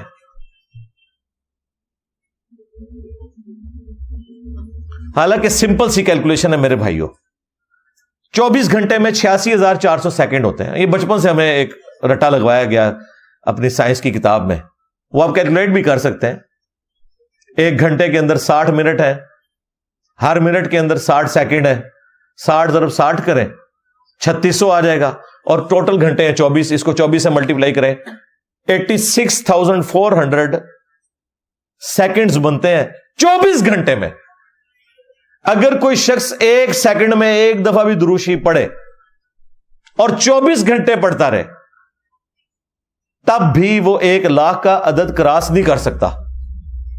کوئی 1 دفعہ کر ہی سکتا ہے، کوئی اعتکاف کر کے بیٹھ جائے. ہاں، روزانہ کی بات تو پھر بعد کی ہے. 1 دفعہ چلے کو بیٹھ بھی گیا ہے. چھوٹے سے چھوٹا بھی کوئی درود پڑھے گا تو صلی اللہ علیہ وآلہ وسلم ہے نا، اس کو پڑھنے کے لیے بھی آپ کو 2 سے 3 سیکنڈ چاہیے. ادروائز آپ تو وہ توڑ کے پڑھ رہے ہوں گے نا. ظاہر ہے آپ نے اگر الفاظ پورے ادا نہیں کیے، وہ درود شریف نہیں ہے، آپ تو خود لعنت کما رہے ہوں گے اگر آپ نے الفاظ ہی توڑ دیے صلی اللہ علیہ وآلہ وسلم. یا چلے کوئی آل کے بغیر پڑھتا ہے، کوئی ناسبی ٹائپ قسم کا کوئی دروشی پڑھنے والا ہے صلی اللہ علیہ وسلم، یہ بھی کوئی پڑھتا ہے، تو تب بھی 1.5-2 سیکنڈ تو چاہیے. اور تیزی سے بھی آپ پڑھیں گے. پہلی تسبیح تو 100 والی آپ کھینچ لیں گے، اس کے بعد جو آپ کو سانس چڑھے گا اگلی دفعہ ہو سکتا ہے تسبیح اتنی جلدی پوری نہ ہو. پھر بھی 24 گھنٹے میں آپ نہیں پڑھ سکتے. ابھی تو میں یہ کہہ نہیں رہا کہ اس نے سونا بھی ہے، نماز بھی پڑھنی ہے. نماز پڑھنا تو فرض ہے نا، دروشی پڑھنا تو فرض نہیں نا سوائے نماز کے. نماز میں فرض ہے، نماز کے علاوہ تو نفلی عبادت ہے، اور باقی کام بھی کرنے ہیں. تو یہ بالکل جھوٹ ہے. اور اب جو لوگ اس کا پلی لے رہے ہیں کہ دیکھیں جی یہ اپنے بزرگوں کے لیے تو 1 لاکھ دفعہ دروشی مانتے ہیں، تو ہمارے بزرگوں کے لیے مانتے ہیں. اور بھائی دوئے پراؤ تسی، ہاں پتر تو کیوں فیل ہویا؟ ابا جی تواڈے دوست دا منڈا بھی فیل ہو گیا. ہاں بھائی دوئے فیل ہوئے ہو. تو بھائی یہ بالکل فراڈ ہے. نہ اس طریقے سے کوئی معاملات ہوتے ہیں. ہم نے سنت اذکار کے اوپر یہ کارڈز باقاعدہ لکھے ہیں، PDF فارم میں ہے، ایپس میں رکھے ہیں. یہ بلو کارڈ آخرت کا صبح شام کے سنت اذکار، اور یہ گرین کارڈ فرض نماز کے بعد کے اذکار. یہ جو صبح شام کے اذکار ہیں، آپ کو نبی علیہ السلام کا کوئی بھی وظیفہ ملے گا تو ہوگا کہ 1 دفعہ پڑھ لیا جائے، 3 دفعہ پڑھ لیا جائے، 10 دفعہ پڑھ لیا جائے، 33 دفعہ پڑھ لیا جائے. حد جو آپ کو ملتی ہے وہ 100 دفعہ ہے. 100 دفعہ صبح، 100 دفعہ شام، بس.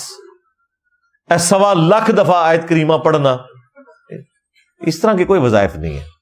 نہ روزانہ اتنا 1 لاکھ دفعہ دروشی پڑھنا. بھائی دروشی آپ پڑھ سکتے ہیں، وہ حدیث ٹھیک ہے جامعہ ترمذی میں کہ قیامت کے دن میرے سب سے زیادہ نزدیک وہ ہوگا جس نے دنیا میں سب سے زیادہ مجھ پہ درود پڑھا ہوگا. اللہم صلی علی محمد وعلی آل محمد. وہ اپنی جگہ ہے. میں یہ نہیں کہہ رہا کہ 100 سے زیادہ دفعہ پڑھا نہیں جا سکتا. پڑھ سکتے ہیں آپ، پڑھنا چاہیے. لیکن یہ کہنا ہے کہ 1 لاکھ دفعہ روزانہ، تو بھائی اس دن سے ڈریں کہ گوروں کو اردو آ جائے یا آپ کو انگریزی آ جائے، یا آپ کا مذاق ہی اڑایا جائے گا. اور باقی جو لوگ اپنے بزرگوں کی وجہ سے ان کا مذاق اڑا رہے ہیں، انہیں بھی شرم کرنی چاہیے. تمہارے بزرگوں نے بھی اس قسم کے جھوٹ اپنے بارے میں مشہور کیے ہیں. کوئی کہتا ہے جی 40 سال تک عشاء کے وضو سے فجر کی نماز پڑھی. اندازہ کرو کس سنت کے اوپر عمل کیا. بدعت کو انہوں نے نیکی کا نام دیا ہوا ہے. تو یہ اس طریقے سے کہنا کہ جی 1 لاکھ دفعہ دروشی پڑھ لیا، تو یہ تو اس کے بعد وہ جو بھی خواب بیان کر رہا ہے تو اس کی کریڈیبلٹی آپ خود ہی سمجھ سکتے ہیں.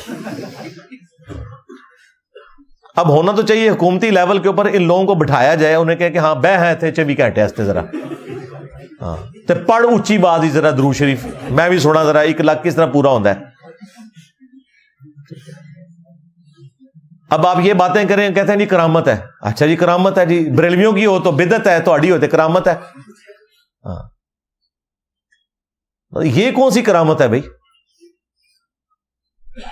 ہاں اگر کرامت یہ ہے نا کہ آپ 3 دفعہ سورہ اخلاص پڑھیں اور 1 قرآن کا ثواب، تو ٹھیک ہے، سمجھ آتی ہے کہ آپ کے حضور 8 قرآن پڑھ لیتے تھے جو فضائل مال میں لکھا ہوا ہے، 8 تریو 24 دفعہ سورہ اخلاص. لیکن وہ یہ نہیں لکھا، وہ آپ کو بھی پتا ہے. تو خیر یہ تو آپ دعوت اسلامی والوں کے پاس جائیں تو ان کے پاس تو ایک ایک درود جو ہے وہ 10-10 لاکھ کے برابر ثواب والا موجود ہے. ادھر تو پیکیج ہی بڑے فٹ قسم کے ہیں.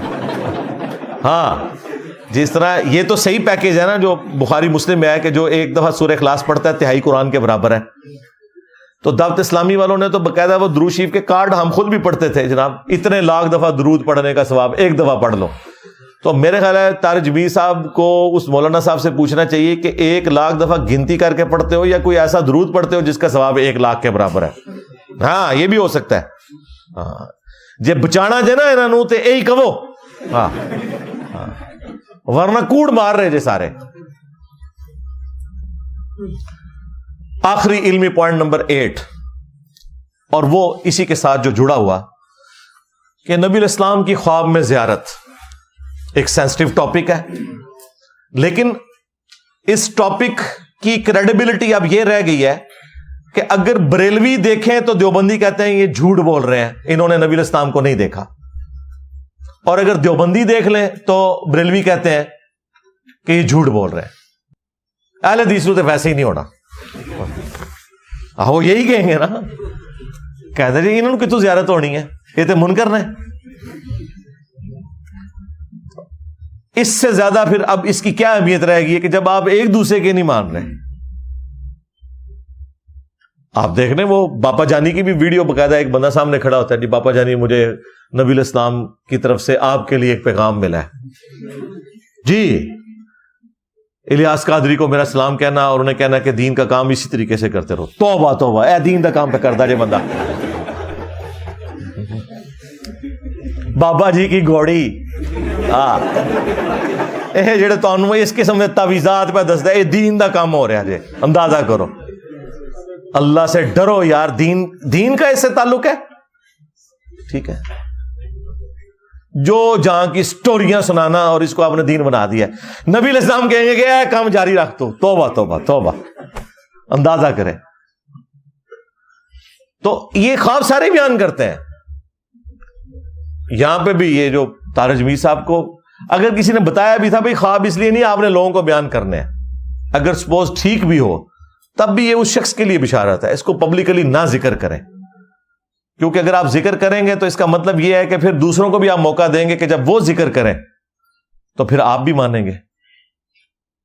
اور بیک وقت اگر دونوں کے خواب ایک دوسرے کے مخالف پارٹیوں کے صحیح نکل آتے ہیں تو اس کا تو بڑا خطرناک مطلب نکل رہا ہے کہ آپ دونوں ہی جھوٹ بول رہے ہیں، کیونکہ دونوں ٹھیک نہیں ہو سکتے. دونوں ٹھیک تو آپ ایک دوسرے کو مانتے ہی نہیں ہیں.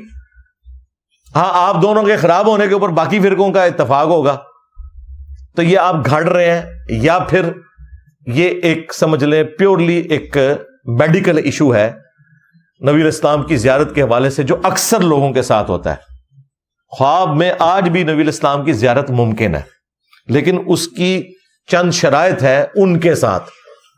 ہم اہل حدیث والا موقف نہیں رکھتے کہ بھی صرف صحابہ کر سکتے تھے، نہیں، صحابہ کے بعد بھی کئی لوگوں نے زیارت کی ہے، احادیث کی کتابوں میں نقل ہوئی ہے، لیکن وہ شرائط کے ساتھ ہوگا. بخاری اور مسلم دونوں میں حدیث ہے، اللہ کے محبوب صلی اللہ علیہ وآلہ وسلم نے فرمایا کہ خواب جو ہیں یہ نبوت کا 46واں حصہ ہے، یعنی غیبی خبروں کا 46واں حصہ ہے خواب.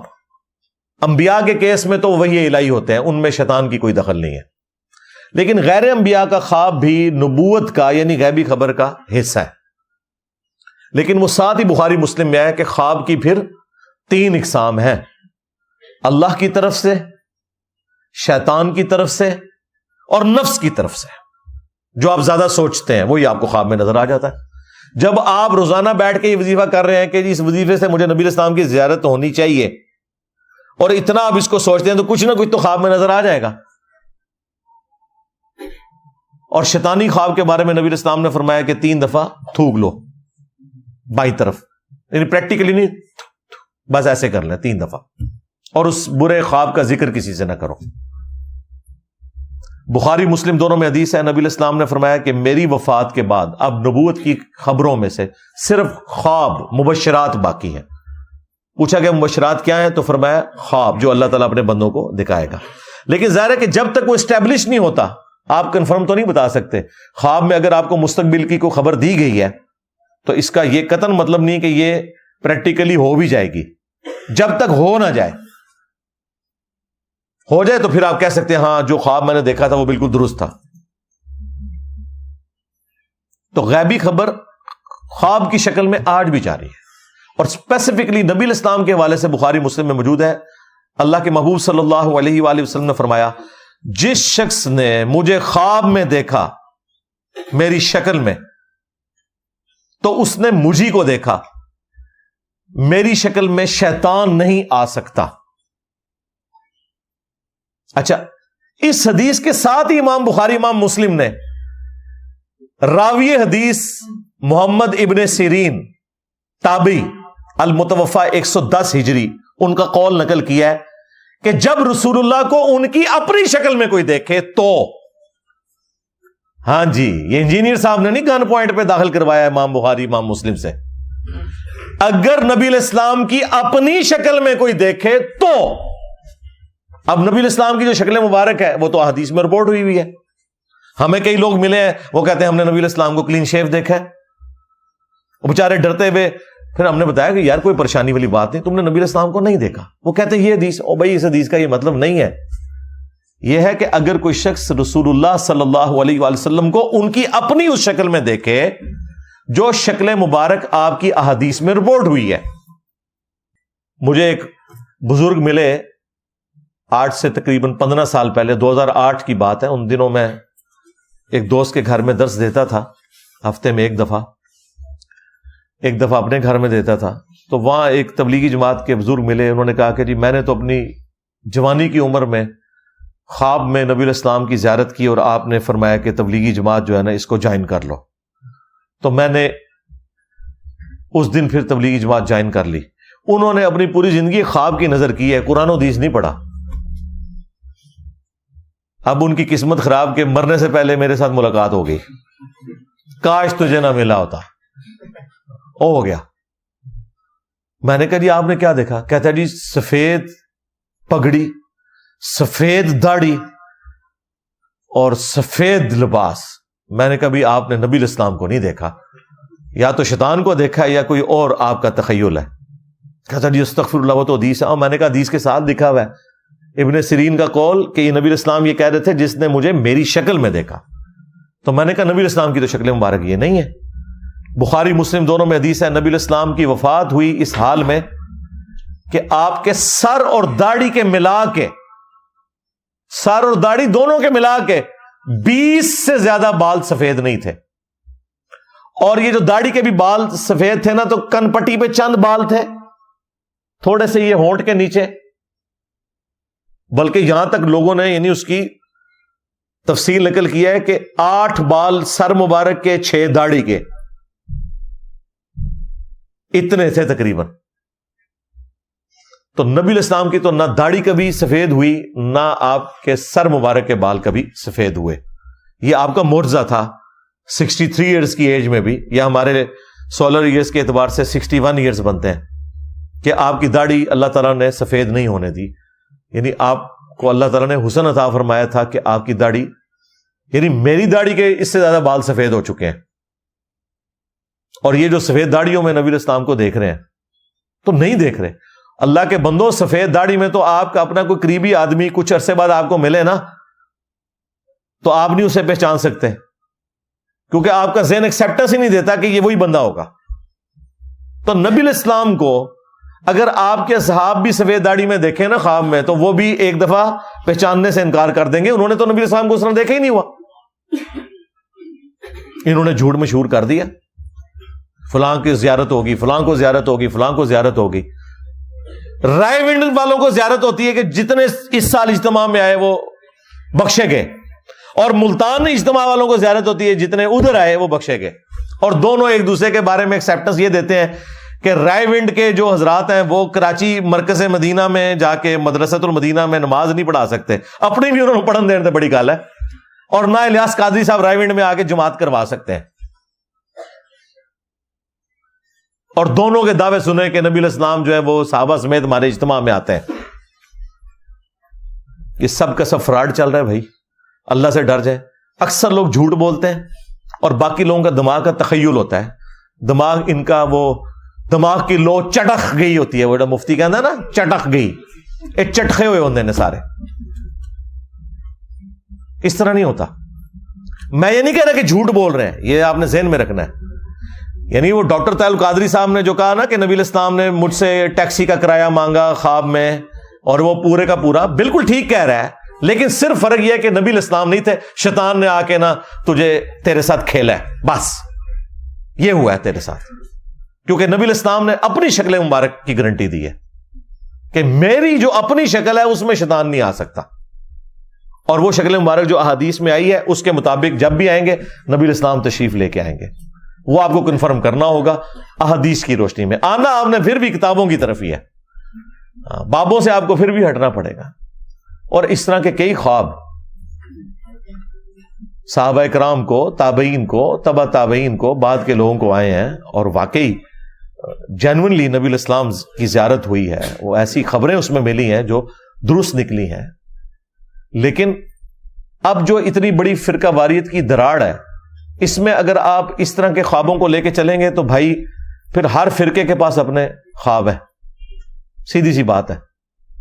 شیعہ کے پاس چلے جائیں تو آپ ان کی سٹوریاں سنیں, ان کے تو سٹیل کے پنجوں میں سے خون نکل رہا ہوتا ہے. امام حسین علیہ السلام تو آئے دن ہی کسی کو اپنی زیارت کروا دیتے ہیں. بس وہ سوچتے ہیں نا زیادہ, ان کو حضرت ابوبکر عمر کی تو زیارت نہیں ہونی نا, جن کے بارے میں سوچتے ہیں انہیں کی زیارت ہونی ہے. بریلوی بھی نبی اسلام کے بارے میں سوچتے رہیں گے, پھر وہ دروشی بھی ان کو پھر وہ وظائف بھی بتائے ہوئے جی, کرتے رہے کچھ نہ کچھ تو دماغ میں آ ہی جانا ہے نا.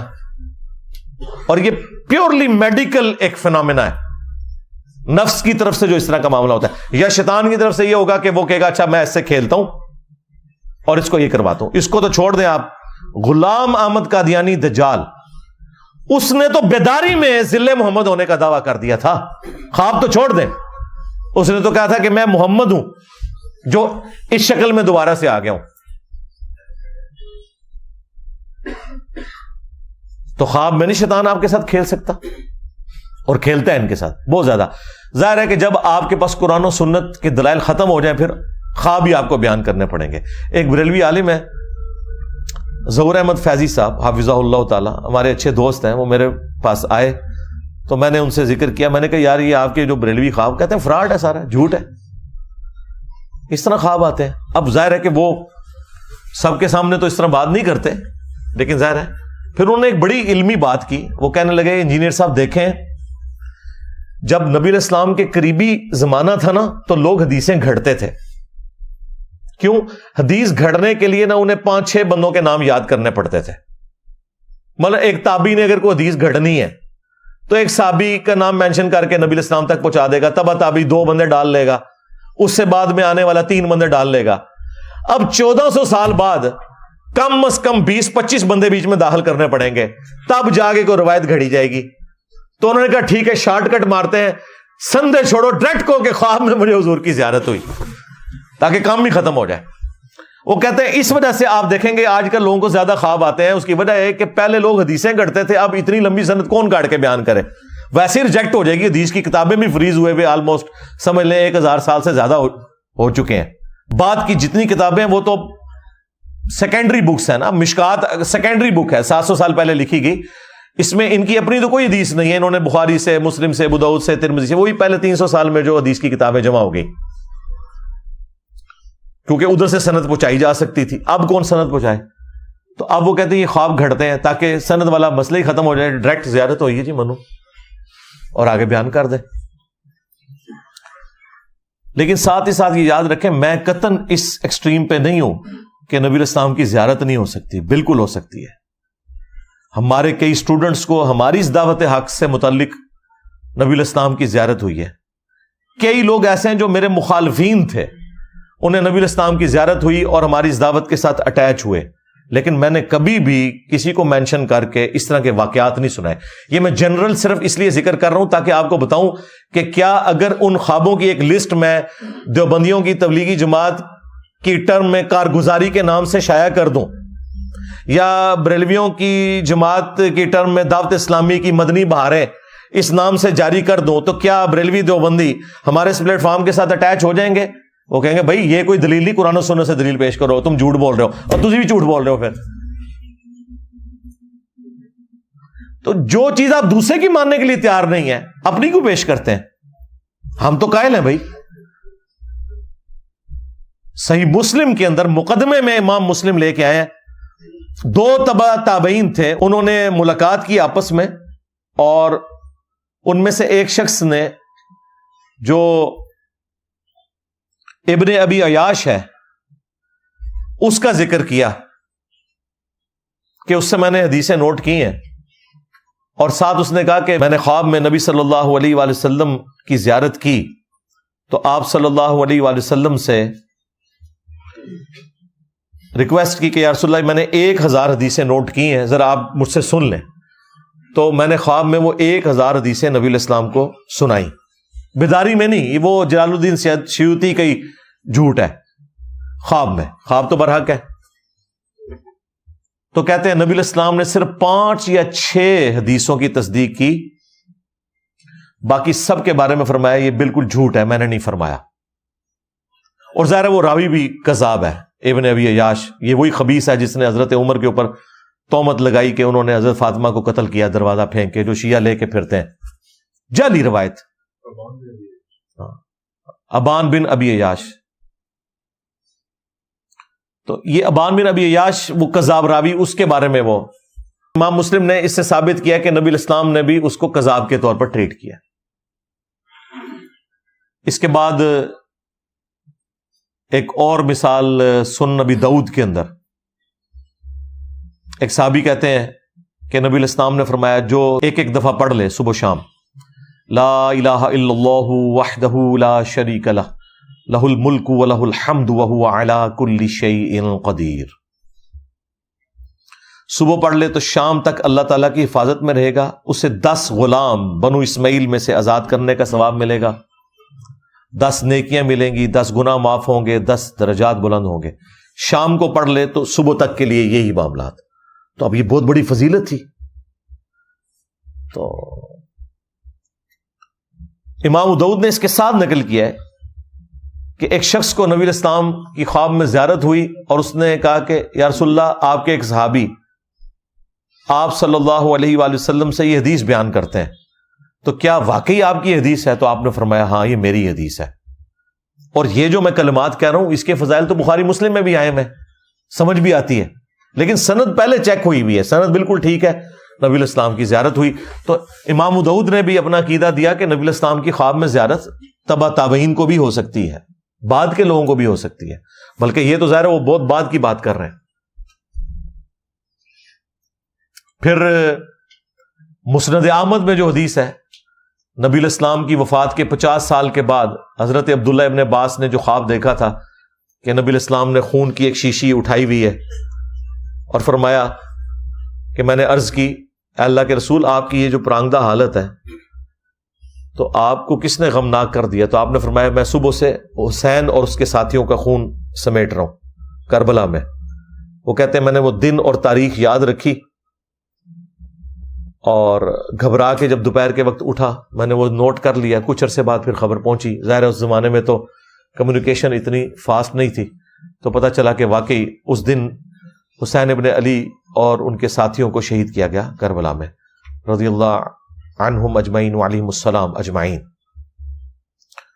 تو یہ نبی علیہ السلام کی وفات کے 50 سال کے بعد ابن عباس نے خواب میں دیکھا.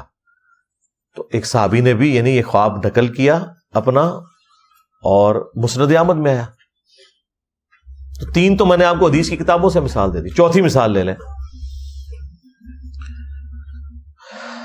شمائل ترمذی, امام ترمذی کی کتاب ہے جس میں انہوں نے نبی علیہ السلام کے گیٹ اپ سے متعلق حدیثیں جمع کی ہیں کہ آپ کے بال مبارک, آپ کے کپڑے مبارک, آپ کی پگڑی مبارک, آپ کا گیٹ اپ کس طرح ہوتا تھا. اس کے اینڈ پہ جا کے انہوں نے نبی الاسلام کی خواب میں جو زیارت ہے اس کے حوالے سے بھی ایک چیپٹر بند ہے. اس میں وہ امام ترمذی نقل کرتے ہیں کہ ایک تابعی جو مصحف لکھا کرتے تھے، کاتب تھے، وہ ابن عباس کے پاس حاضر ہوئے اور کہا کہ میں نے خواب میں نبی الاسلام کی زیارت کی ہے. تو ابن عباس نے کہا کہ مجھ سے خواب بیان کرو، کیونکہ میں نے نبی الاسلام سے سنا ہے جس نے خواب میں میری زیارت کی اس نے مجھے کو دیکھا، میری شکل میں شیطان نہیں آ سکتا. اچھا، یہ لفظ لکھنے میں ہے خواب، خوا واو الف با، لیکن پڑھنے میں یہ خواب ہے، واو سائلنٹ ہو جاتا ہے، خواب پڑھا جاتا ہے یہ لفظ اردو میں. خواب، خواب نہیں ہے، خواب، لکھنے میں خواب ہے. تو پھر انہوں نے وہ پورا نقشہ بیان کیا. یہ سب سے وہ تگڑی حدیث ہے جس میں نبی الاسلام کا پورا گیٹ اپ آیا کہ آپ کی داڑھی مبارک کس طرح کی تھی، آپ کی آنکھیں مبارک، آپ کے چہرے کے پوری کی پوری تفصیلات اس حدیث میں آئی ہیں. اور اس میں یہ بھی موجود ہے کہ نبی الاسلام کی داڑھی مبارک سینے کے ابتدائی حصے پہ پھیلی ہوئی تھی. وہاں پہ تو ویسے لفظ ہے نہر تک تھی. یہ نہر، یہ جو ہلکا سا گڑا بنتا ہے سینے اور گلے کے جوڑ پر. لیکن اہل حدیث کو اب یہ مسئلہ تھا تو انہوں نے پھر ترجمہ کر دیا سینے کے ابتدائی حصے پہ، کیونکہ انہوں نے تو اتنی لمبی لمبی داڑھی بتائی ہوئی ہے نا. نبی الاسلام کی تو لمبی داڑھی نہیں تھی، آپ کی تو ایک مٹھی ہی داڑھی تھی، نیچرل، نہر تک تھی. تو یہ ترجمہ جو آپ کو کر کے بتاتے ہیں سینے تک پھیلا، وہ سینہ تو عربی میں صدر کو کہتے ہیں، نہر کے الفاظ ہیں. اس لیے یہ حدیث جب دارالسلام والوں نے پرنٹ کی ہے نا تو ان کے جو اہل حدیث کے بڑے عالم ہیں عبدالستار حماد صاحب شیخ الحدیث، ان کو خیال آیا کہ میں ترجمہ نہ ہی بدلوں، تو انہوں نے نا درمیان کا ایک ترجمہ کر دیا، سینے کے ابتدائی حصے پہ پھیلی ہوئی تھی. اے دیکھ لو، سینے کے ابتدائی حصے پہ پھیلی ہوئی تھی، حالانکہ لفظ ہے نہر تک تھی. تو وہ تاکہ اپنی امام کے شر سے بچ سکیں کہ وہ پوچھے بھی ہم تو سینہ بتاتے تھے تو کہیں گے میں سینہ لکھے ہے نا، اور ہمارے جیسے کسی پڑھے لکھے بندے سے رابطہ پڑھ دے تو وہ کہیں گے دیکھیں میں نے سینہ نہیں لکھا، سینے کا ابتدائی حصہ لکھا ہے، یعنی نہر. وہ اللہ کے بندو، نہر خود عربی کا لفظ ہے، فصل لربک وانحر، اونٹ کو بھی نہر کیا جاتا ہے گردن اور سینے کے جوڑ سے. آپ یہ لکھو کہ گردن اور سینے کے جوڑ تک تھی، لیکن نہیں، میں نہیں کاٹتا داڑھی، میری نیچرلی اتنی ہے، میری بھی نہر تک ہے الحمدللہ. تو اس میں بھی نبی الاسلام کی زیارت ایک تابعی کو ہوئی اور ابن عباس نے تصدیق کی. یہ 4 مثالیں میں نے آپ کو دے دی ہیں حق 4 یار کی نسبت سے. چلیں 5 تن پاک کی نسبت سے ایک اور لے لیں، یہ تو ان کو ہضم بھی نہیں ہونی. سنن دارقطنی جو حدیث کی کتاب ہے، امام دارقطنی المتوفا 382 ہجری 4 صدی ہجری میں اہل سنت کے بڑے ائمہ میں سے ہیں. ان کی کتاب ہے سنن دارقطنی، اس کا PDF بھی اویلیبل ہے، بریلویوں نے خود ترجمہ کر کے پرنٹ کر دیا، اسے بڑی نیکی کا کام کیا ہے. اس میں جب نماز کے طریقے سے متعلق احادیث آئی ہیں نا تو اس میں امام دارقطنی نے اپنے استاد کا خواب نقل کیا ہے. تو سند کی ضرورت نہیں ہے، انہوں نے ڈائریکٹ اپنے استاد سے سنا ہے. اور سنا کس نے ہے؟ بریلوی، دیوبندی، اہل حدیث تینوں کے مشترکہ امام دارقطنی. وہ کہتے ہیں کہ میرے استاد کہتے ہیں کہ پہلے میں بھی کوفیوں کے مذہب پر تھا اور رفع الیدین سے نماز نہیں پڑھتا تھا. تو ایک رات مجھے خواب میں نبی صلی اللہ علیہ وآلہ وسلم کی زیارت ہوئی. میری بڑی خواہش تھی کہ میں حضور کو نماز پڑھتے ہوئے دیکھوں. تو کہتے ہیں میں نے خواب میں نبی صلی اللہ علیہ وآلہ وسلم کو نماز پڑھتے ہوئے دیکھا. آپ رکوع میں جاتے وقت اور رکوع سے اٹھتے وقت رفع الیدین کر رہے تھے، تو میں نے رفع الیدین شروع کر دیا. یہ خواب حدیث کی کتاب میں لکھا ہوا ہے اور سند اتنی مضبوط کہ امام دارقطنی خود کتاب لکھ رہے ہیں اور کہہ رہے ہیں میرا استاد مجھے جب رفع الیدین کی حدیثیں لکھواتا تھا تو کہتا تھا ساتھ یہ بھی لکھ کہ میں بھی رفع الیدین شروع کیتا سی. جس طرح تسی انجینئر صاحب دی ویڈیوز ویکھ کے کیتا ہے نا، انہوں نے نبی الاسلام دی ویڈیو خواب وچ ویکھی. اچھا، یہ جو خواب کرتے ہیں، خوابوں کی دنیا انہوں نے کھڑی کی ہے. مجھے بتائیں، یہ بریلویوں نے جب سنن دارقطنی چھاپی ہے، یہ نبی الاسلام کا خواب کسی اہل حدیث نے نہیں دیکھا، کسی دیوبندی نے نہیں دیکھا، کسی شیعہ نے نہیں دیکھا، امام دارقطنی کے استاد نے دیکھا ہے. کیا ان کے استاد کا خواب یہ پڑھ کے کیا بریلوی رفع الیدین شروع کر دیں گے؟ تو کہیں گے نہیں یہ تو کوئی دلیل نہیں ہے. آپ جو ہے نا وہ حدیث سے بتائیں. حدیث تو بخاری مسلم کی کتنی حدیث ہیں آپ کو بتائی ہیں. وہ تو 70B مسئلہ دیکھیں جو آپ کا فراڈ تھا سارا, کہ یہ وفات تک ثابت کریں, خلفائے راشدین سے ثابت کریں, اور پتہ نہیں کیا کچھ. میں نے سب کچھ 8 علمی پوائنٹس ریکارڈ کروا دیے ہیں, ایک ایک چیز کا جواب دیا ہے. تم لوگوں نے تو بخاری مسلم کی حدیثیں نہیں مانی. چلے خوابوں میں چلنے والے ہو تو ہم تو اب خواب بھی دکھا رہے ہیں. اور کیا چاہتے ہو؟ تمہارے بابوں کے خواب, جن کو شاید نماز بھی نہ صحیح طریقے سے آتی ہو, اس کے اوپر تم نے اپنا پورا فرقے کھڑے کیے میں. اور ہم آپ کو امام دارقطنی کے استاد ایک محدث کا اوریجنل خواب بتا رہے ہیں حدیث کی کتاب سے, کہ انہوں نے نبی الاسلام کو خواب میں رفع الیدین سے نماز پڑھتے ہوئے دیکھا ہے. تو تم رفع الیدین شروع کیوں نہیں کرتے؟ ٹائم قیامت تک جو جواب دینا نہیں اس گل دا. یہ بھی نہیں کہہ سکتے کہ وہ جھوٹا خواب ہے, حدیث کی کتاب میں سند پہ بحث ہی نہیں ہے. وہ ڈائریکٹ استاد اپنے شاگرد کو لکھوا رہا ہے. استاد بھی امام ہے حدیث کا, شاگرد کی تو کتاب ہے اپنی. دیکھا کیسی بند گلی میں چلے گئے. اور پہ گیا جو تھوڑے بزرگوں نو پہ گیا جے, پہ گیا جے تھوڑے پیواں پیراں نو سر نکلو باہر. اسی پھر بھی نوکری ادا کردے پے, اسی پھر بھی نوکری ادا کردے پے. مرزے دے خلاف تھوڑے پیو نے کرنیاں نے, نکلو باہر. سٹیج پر بیٹھنے والے ہاتھ کھڑا کر کے بتائیں, مجھے بتائیں یہ کام ٹھیک ہے کہ نہیں. تماشا کرتے ہو, پھر کہتے ہیں مسلک کا کام نہیں ہوتا. مسلک والوں کو تم خود رگڑتے ہو. اور جرا تواڈے پیواں نو پے گیا ہوں تسی چوپ بیٹھے ہو, اور نکلو باہر. دیکھا کیسا پیا انہوں نے. میں کتنے جاؤ گے؟ اینڈ پہ ان کے پاس یہی چارہ ہوگا کہ یہ پھر چیخو پکار کریں گے. تو یہ ساری کی ساری گفتگو کرنے کا مقصد یہ تھا کہ یہ ایک اچھا موقع تھا کہ میں اس امت کی اصلاح کرتا, کہ اس امت کو انہوں نے اللہ اور اس کے رسول عز و جل و صلی اللہ علیہ وآلہ وسلم کی محبت کے نام پر اپنے بزرگوں کے قدموں میں ڈالا ہے. اور ہمارا کام یہ ہے کہ ایک ایک بندے کو جھنجھوڑیں گے اور اسے بتائیں گے کہ مرنے سے پہلے اے مسلمان کر لے اس پہ غور. کتابوں کا خدا اور ہے, بابوں کا خدا اور, کتابوں کا پیمبر اور ہے, بابوں کا پیمبر اور, کتابوں کا دین اور ہے, بابوں کا دین اور. اگرچہ یہ سارے بابے مسلمان تھے, اللہ رسول کے ماننے والے تھے, دین اسلام کے ماننے والے تھے, تعلیمات انہوں نے آپ کو کتابوں والی نہیں بتائی, بابوں والی بتائی ہیں. ہم صرف ان بابوں کا احترام کرتے ہیں جو کتابوں کا احترام کرتے ہیں. جو کتابوں کے غدار ہیں, اللہ اور اس کے رسول کے غدار ہیں عز و جل و صلی اللہ علیہ وآلہ وسلم, ان کی کوئی عزت نہیں ہے. بالکل ان کے لیے میرا ایک نعرہ ہی کافی ہے, میرا نبی سا ہے ہی کوئی نہیں, تیرے بابے تھے شے ہی کوئی نہیں.